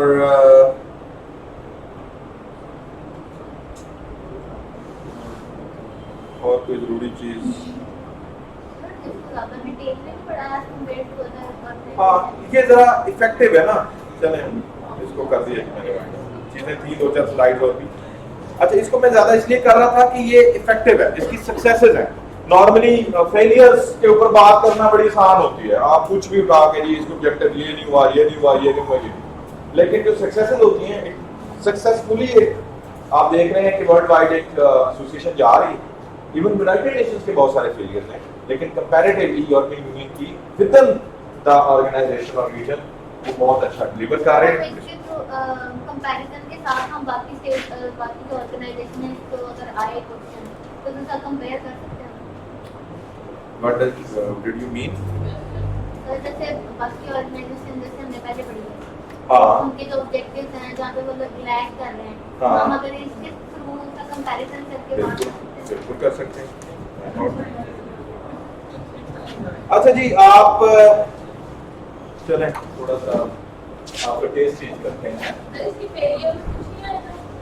फेलियर इसके अभी तो सक्सेसफुली वो जा रही है और इसकी बेसिकली ऑब्जेक्टिव्स जो हैं, ऑब्जेक्टिव्स हैं फेलियर इसका ये है कि यूनाइटेड किंगडम ने जो ब्रेक्जिट किया ना, तो इसका मतलब है कि वो इसकी यूनिटी पे, लेकिन फिर उसमें डिफेंस आ जाता है कि जी वो उनके अपने यानी यूरोपियन यूनियन के एंड से कोई इशू नहीं था, वो तो उनका अपनी एक मूव थी स्टेट की, और उसमें भी उनकी एक किस्म की एक सक्सेस भी है कि किस तरह की शानदार सिस्टम है कि अगर वो ब्रेक्जिट हो रहे थे तो उससे कोई यूरोपियन यूनियन टूटी नहीं है, या कोई लोग सब बड़ी डिबेट हो रही थी इंटरनेशनल मीडिया में कि पता नहीं 2020 के बाद यूरोपियन यूनियन का मुस्तकबिल, ये नाज़रीन देखते हैं यूरोपियन यूनियन का क्या होगा मुस्तकबिल, ठीक है जी, क्या होगा, स्टिल वो सर्वाइव कर रही है, nothing is there, means to say कि उसका स्ट्रक्चर इतना अच्छा है, इतना स्ट्रेंथेंड है, और फिर वो जो कॉन्फिडेंशियल की सॉवरेनिटी थी, तो उसमें अगर कोई स्टेट गई है तो they have no objection at all, ठीक है, रीजन बिहाइंड की इक्वालिटी है, आपने उनके 24 आर्टिकल्स में इक्वालिटी का एलिमेंट देखा है, तो इक्वालिटी आप देख रहे हैं कि उन्होंने ये नहीं देखा कि ये वो छोटी स्टेट नहीं इसका तो नहीं जज बनता भाई है जी, इसमें और फिर आप देख रहे हैं कि कोई भी पावरफुल स्टेट मतलब पावरफुल पोजीशन में नहीं है कि जी वो इन्फ्लुएंस कर ले, किसी को एक्सप्लॉइट कर ले, और फिर वो देख रहे हैं कि सबकी सारी स्टेट्स की डेवलपमेंट के लिए काम हो रहा है, तो मींस टू से कि ये एक बड़ा पॉजिटिवली काम हो रहा है। अच्छा, पर्शियन गल्फ का सुना हुआ है आपने? Honestly speaking, मुझे आप बता दें, आइडिया है कि बहुत से लोग कंफ्यूज हैं उस पे, नहीं आइडिया, चलिए थोड़े पर्शियन गल्फ का थोड़ा सा उसको डिस्कस कर लेते हैं। आपने अक्सर एग्जाम्स में, बातों में, डिबेट में सुना होगा ना पर्शियन गल्फ, नहीं कभी नहीं सुना?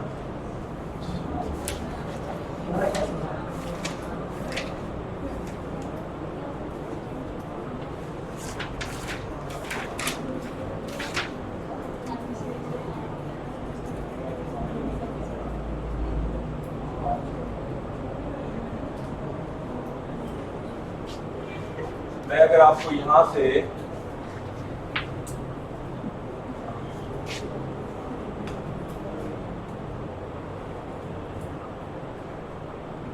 ये देखें, यहां पे ये पर्शियन गल्फ है, ये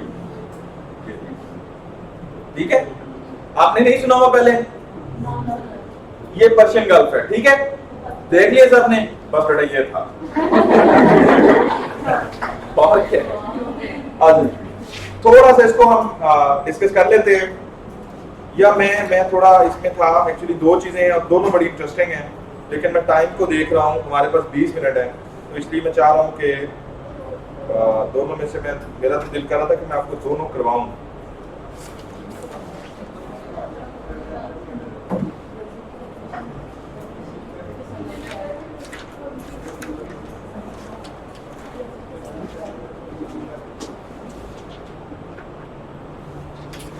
चलें इसको बाद में, चले फिलहाल पर्शियन गल्फ कर लेते हैं, लिमिटेड बात, टाइम थोड़ा है तो आपका अगला लेक्चर भी होगा।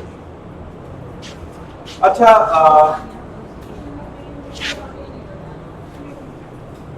इसमें कोई एग्जैक्ट ड्राइंग जो है वो उसकी जरूरत नहीं होती,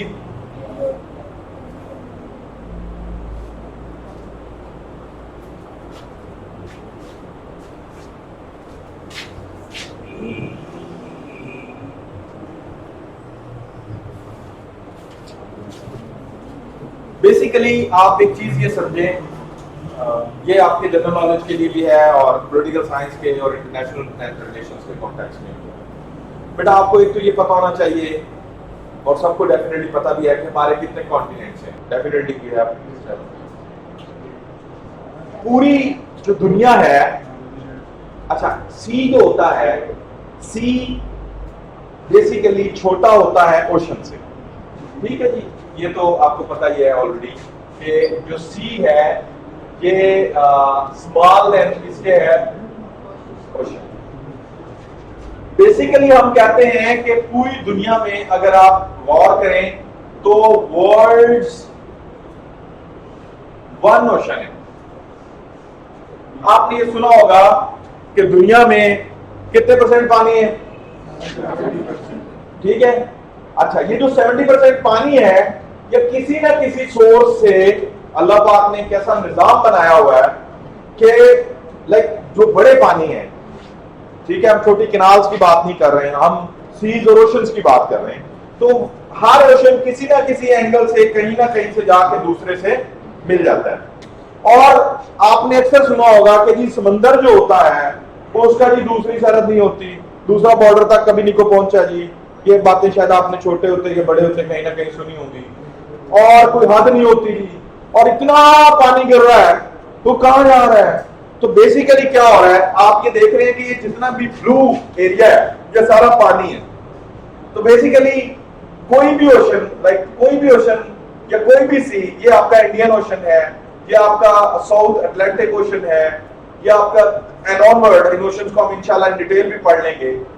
यहां पे भी पैसिफिक है और यहां पे भी पैसिफिक है।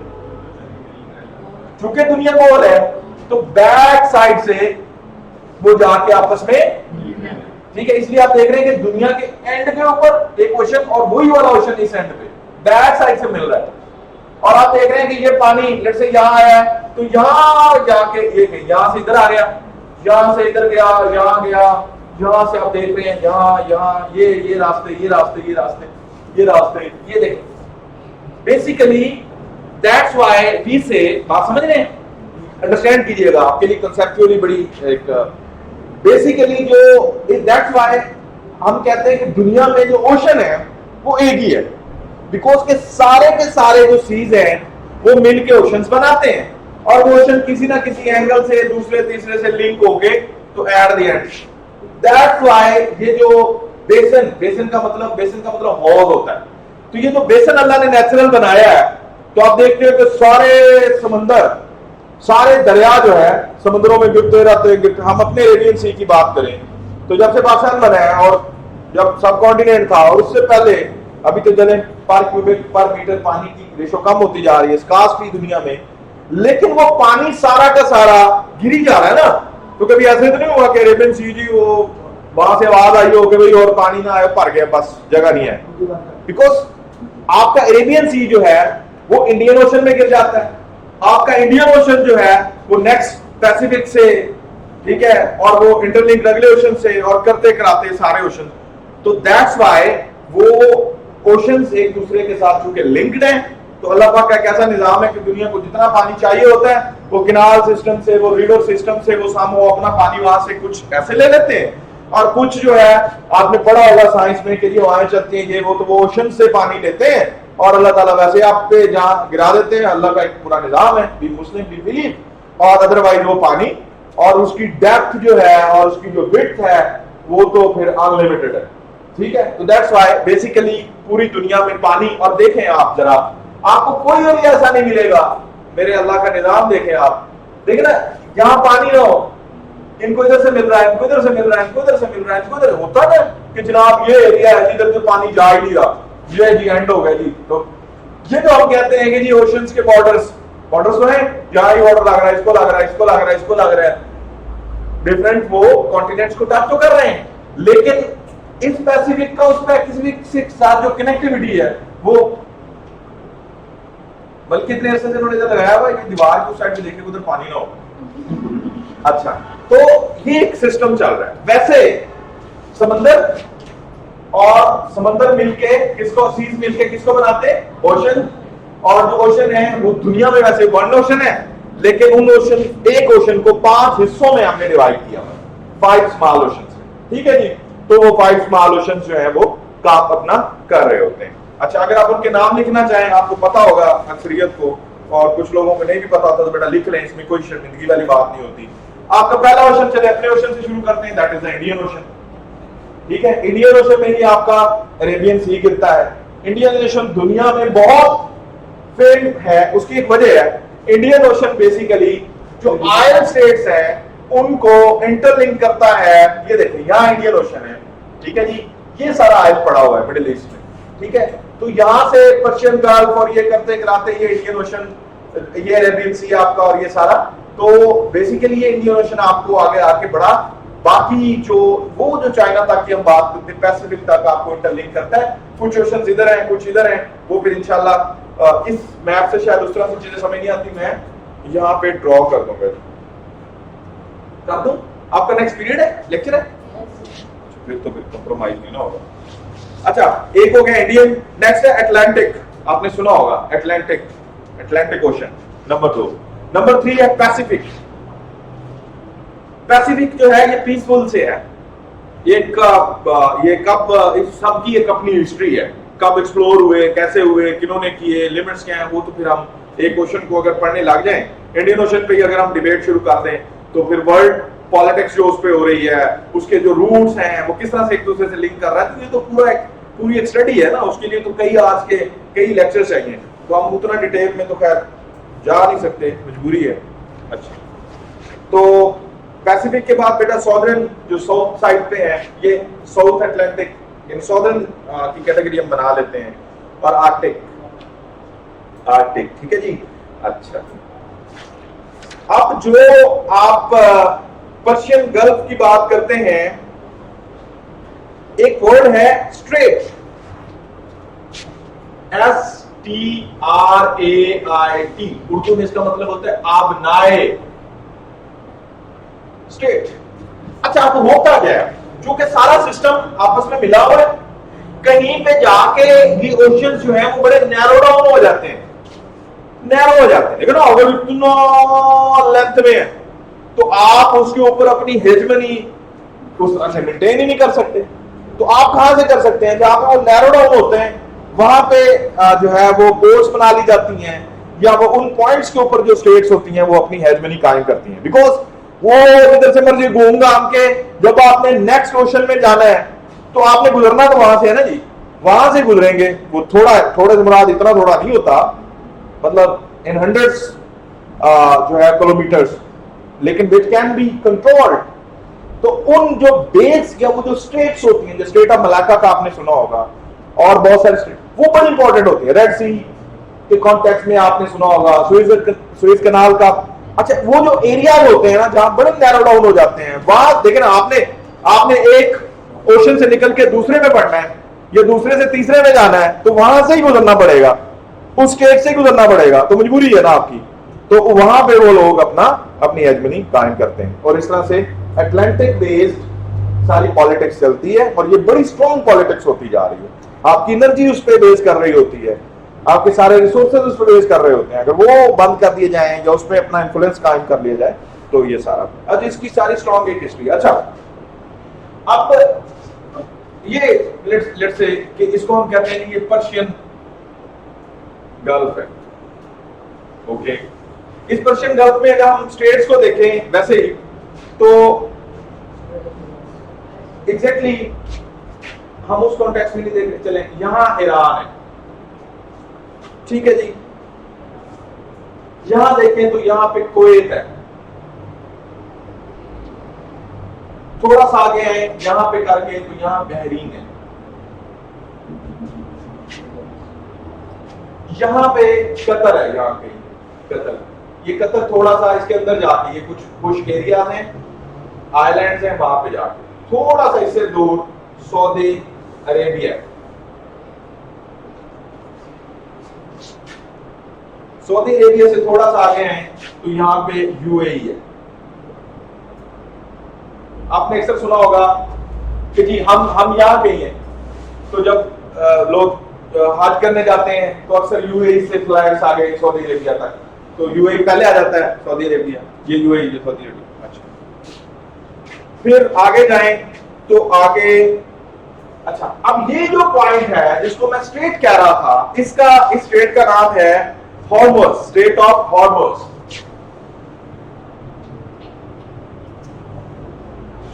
ये है वो स्ट्रेट, ये जहां पे ये नैरो है तो ये स्ट्रेट बन रही है। अच्छा, पीछे ये गल्फ स्टेट्स हैं। अच्छा, इससे थोड़ा आगे जाएं तो ओमान है, यहां पे कहीं ओमान है, और यहां पे ओमान गल्फ है, और आगे आप जाएं तो आगे बेटा ये फिर ये वाइड होता जाता है ये सारा, ठीक है जी। और ये वाइड हो गए तो ये आपका अरेबियन सी आ गया, ठीक है जी, यहाँ कहीं देखे ना अरेबियन सी पे ही कहीं हम है, हाँ?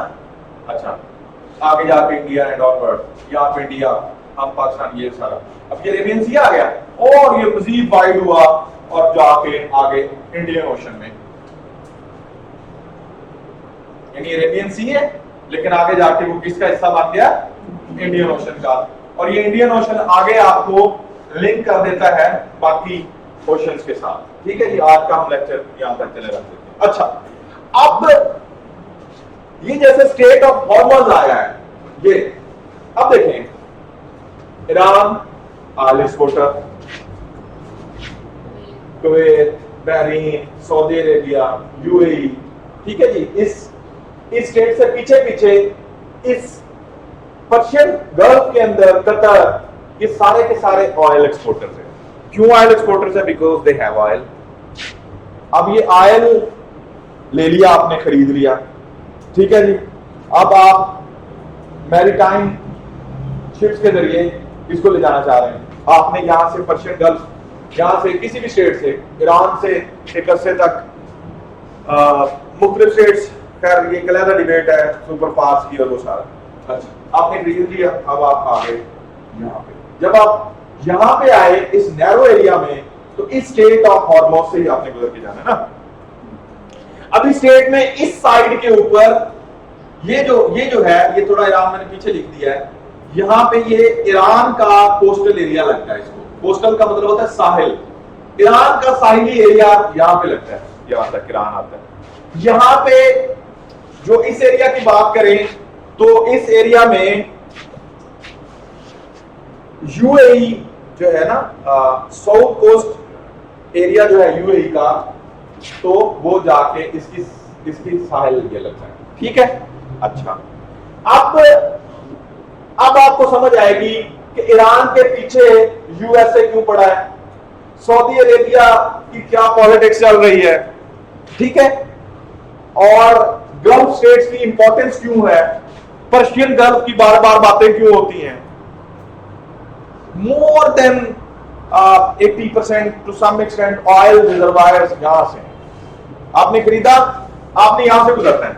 यहां से गुजरने के लिए ये जो कोस्टल जिसकी लगती है, इसके साथ भी या तो बड़े लेवल की दुश्मनी हो, आपसे डरी जाए, या फिर दोस्ती हो, गुजरने दे, in the same way is here. और ये एक स्टेट है, स्टेट ऑफ हॉर्मस। इसी तरह से आप डिटेल्स से बात करें तो फिर और भी सारी चीजें। अच्छा, आप यहां से लेते हैं और यहां से गुजरते हैं, ओमान गल्फ में आते हैं, अरेबियन सी में पढ़ते हैं, इंडियन ओशन में पढ़ते हैं, बाकी पैसिफिक में चले जाते हैं। ठीक है, अच्छा, अब हमारे पास है थोड़ा सा टाइम। अब चाइना पाकिस्तान इकोनॉमिक कॉरिडोर की अगर हम बात करें, चाइना पाकिस्तान इकोनॉमिक कॉरिडोर की, तो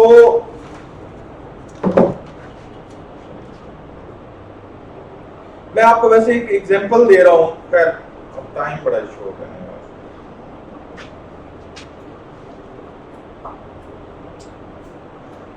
अब चले चाइना पाकिस्तान के नाम पर। अब पहले चाइना की क्या प्रैक्टिस थी? चाइना क्या कर रहा था? पर्शियन गल्फ से ऑयल लेता था, स्टेट ऑफ हॉर्मस से गुजर के, ओमान गल्फ से गुजर के अरेबियन सी में आता है, अरेबियन सी से इंडियन ओशन में आता है, और इंडियन ओशन के साथ आगे चाइना का साउथ जो ओशन है उसका एक पार्ट, सॉरी सी, वो चाइना का यहाँ पे आके लिंक हो जाता है। तो अब क्या होता था, बेसिकली यहां से फिर चाइना शुरू हो जाता है, और ये फिर ये सारा चूंकि वो बड़ा ये चाइना। अच्छा, ठीक है, तो अब क्या करना पड़ता था, जहां से आपने ऑयल लिया, बड़े रिस्क ले लेके यहाँ आए, अरेबियन सी में आए, इंडियन ओशन में गए, वो इतने मुल्कों से होके यहाँ पे आए, और फिर आपको ये ऑयल अगर मुल्क के दूसरे सूबों तक पहुंचाना है तो आप करते करते करते करते यहाँ तक वो उसकी सप्लाई लेके आते हैं, पूरा एक रिस्क लेके, और फिर ये सारी लेंथ लेके। ठीक है, अब क्या किया उसने, सिंपल है कि पाकिस्तान था यहाँ, ये अरेबियन सी पे, यहाँ पे ग्वादर पोर्ट की अगर हम बात करें, वो कहते हैं जी और तो कोई पॉसिबिलिटी नहीं है, ऑयल लेते हैं। ठीक है जी, ये ग्वादर पोर्ट पे आते हैं, उलट हो गया ना, ये उधर जाना, हाँ, ये बेसिकली इधर जाना। अच्छा, तो वो लेके वो कहते हैं जी हम पाकिस्तान में आएंगे, पाकिस्तान से हम ऑन रोड हो जाएंगे, ठीक है, और जस्ट पाकिस्तान को हमने क्रॉस करना है और पाकिस्तान के साथ बॉर्डर हमारा लगता है, तो बड़ा सिक्योर सेफ है। एक तो पाकिस्तान उसकी सिक्योरिटी देगा क्योंकि पाकिस्तान के अपने इंटरेस्ट है चाइना पाकिस्तान इकोनॉमिक कॉरिडोर में, तो वो कहते हैं कि इट्स वेरी सिंपल, हम यहाँ से पैसिफिक में आएंगे, ओमान में आएंगे, अरेबियन सी से बाहर निकल जाएंगे और ये जाके ये चाइना चल जाएंगे, बजाय इसके कि हम ये करके ये अरेबियन इंडियन सॉरी ये इधर होना था, तो ये सारा और फिर घूम के तो यहाँ तक आए, ठीक है। तो उन्होंने अपने बेनिफिट्स को देखा और सीपैक का पूरा एक प्रोजेक्ट दे दिया, जो मेनली सीपैक को आप देखते हैं कि आप कहते हैं कि जी उसको आप सीपैक ओवरऑल जो स्ट्रेटेजी है उसको हम कहते हैं BRI, belt and road initiative, असल जो प्रोजेक्ट है चाइना का वर्ल्ड वाइड, इसको शायद मैंने पढ़ाया है आया, और फिर इसको हम कहते हैं one belt one road OBOR, ठीक है। तो ये इतना बड़ा इनिशिएटिव है जो दुनिया के कई कॉन्टिनेंट्स को और कई ओशंस को टच करता है, तो जो ओशंस में उसका उसको वो कहता है मैरीटाइम सिल्क रोड, और जो रोड्स को टच करता है तो उसको वो कहता है बेल्ट, इकोनॉमिक बेल्ट। तो वो रोड और मैरीटाइम दोनों एरियाज को कवर करके पूरी दुनिया से अपने मरासम जुड़े हुए हैं, ठीक है।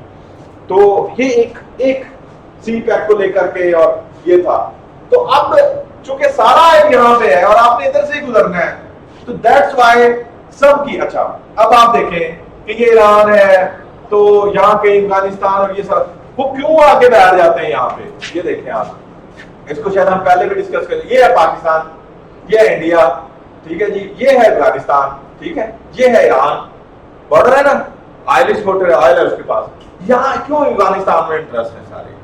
आपने देखा कि ग्रेट ब्रिटेन भी आया था, किस वॉर के तहत आया था, किधर गया आया वाला को बैठा एंग्लो वॉर्स उसने की। फिर आपने देखा कि यूएसएसआर भी आया जिस ऑब्जेक्टिव्स के साथ भी आया, आपने देखा कि यूएसए भी गया।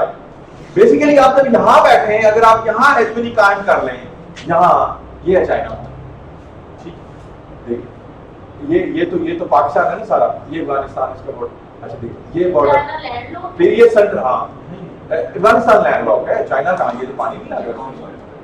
अच्छा यहाँ देखिए ये सारे सेंट्रल एशियन स्टेट्स, आगे जाके रशिया, ठीक है, इधर ये सारा तुर्की, ईरान, कतर, सऊदी अरेबिया, ये सारा आयल है ना, तो वो ऑब्जेक्टिव्स हैं। फिर आप जो है वो किसी भी एंगल से, फिर हमें डर लगता है जब यहाँ को बैठ जाएगा तो उसके पास अगली ऑप्शन ही हम है अरेबियन सी के लिए, ठीक है, वो शायद हम इतने इंपॉर्टेंट ना हो, अरेबियन सी इंपॉर्टेंट, पानी में जाके गिर, तो इसलिए फिर हम अपनी सारी वो करते हैं। तो अच्छा ये पर्शियन गल्फ है, ये चाइना है, अब क्या कर रहा था, ये पर्शियन गल्फ से ये आया, ये अरेबियन सी आया, ठीक है, ये अरेबियन सी है, फिर अरेबियन सी से देखे ना, यहां से तेल लिया चाइना ने, यहां से अरेबियन सी आया, ये देखें यहाँ इंडियन आया, इंडियन ओशन में आया, जाना इधर है, ठीक है, फिर ये सारे सोर्सेज यूज करके, ठीक है जी, यहां से कहीं जा, ये देखें ये साउथ चाइना है, ठीक है, यहां से चल के, यहां से आके, यहां से ये सारे ममालिक के रिस्क लेके ये साउथ चाइना में जाके उल्टर, और फिर ये जहां बीजिंग तक गया, और बीजिंग से, ठीक है। अब ये देखिए कितना बड़ा रिस्क था, ये और यहाँ तक, जो ऑलरेडी उसकी प्रैक्टिस थी। सीपैक में उसने क्या किया, सीपैक में ये पर्शियन में, ये अरेबियन सी लेगा, ये अरेबियन सी में आया, अरेबियन सी से आगे ये पाकिस्तान है, ये ग्वादर से, ठीक है, ये पाकिस्तान में गया, और ये बात समझ रहे हैं आप, मैं फिर रिपीट कर देता हूँ, सीपैक क्यों इंपॉर्टेंट है।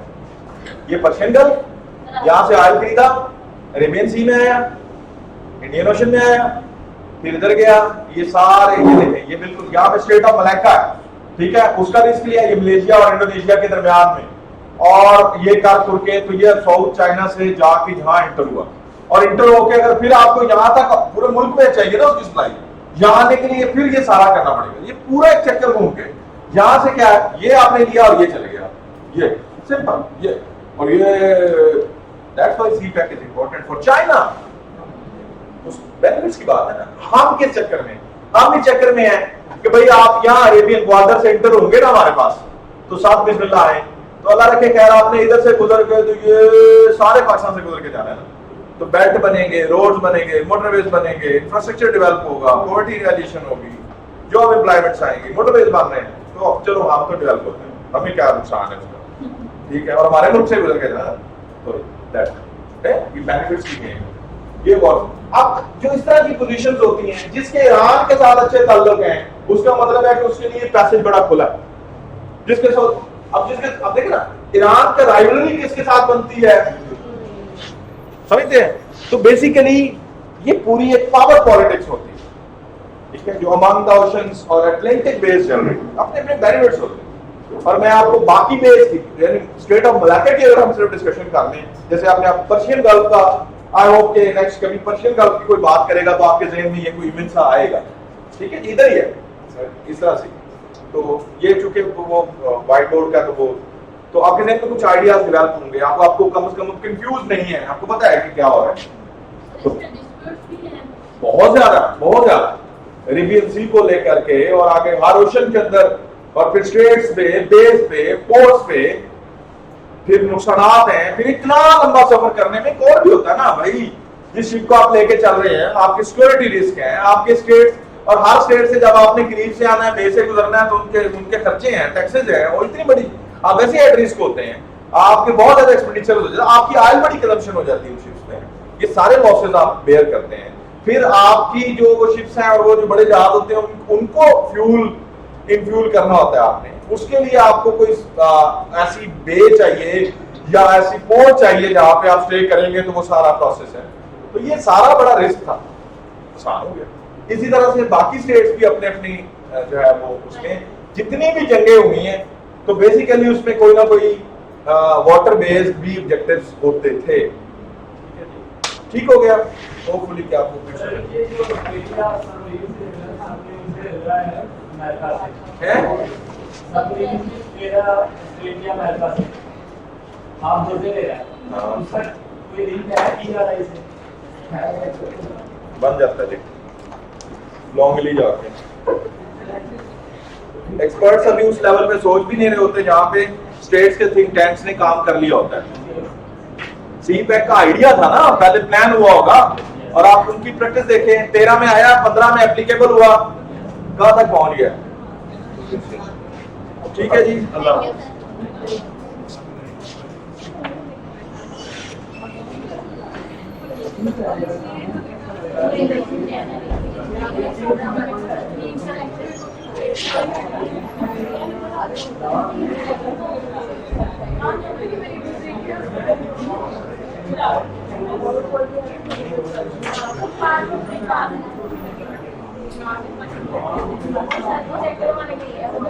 Thank you.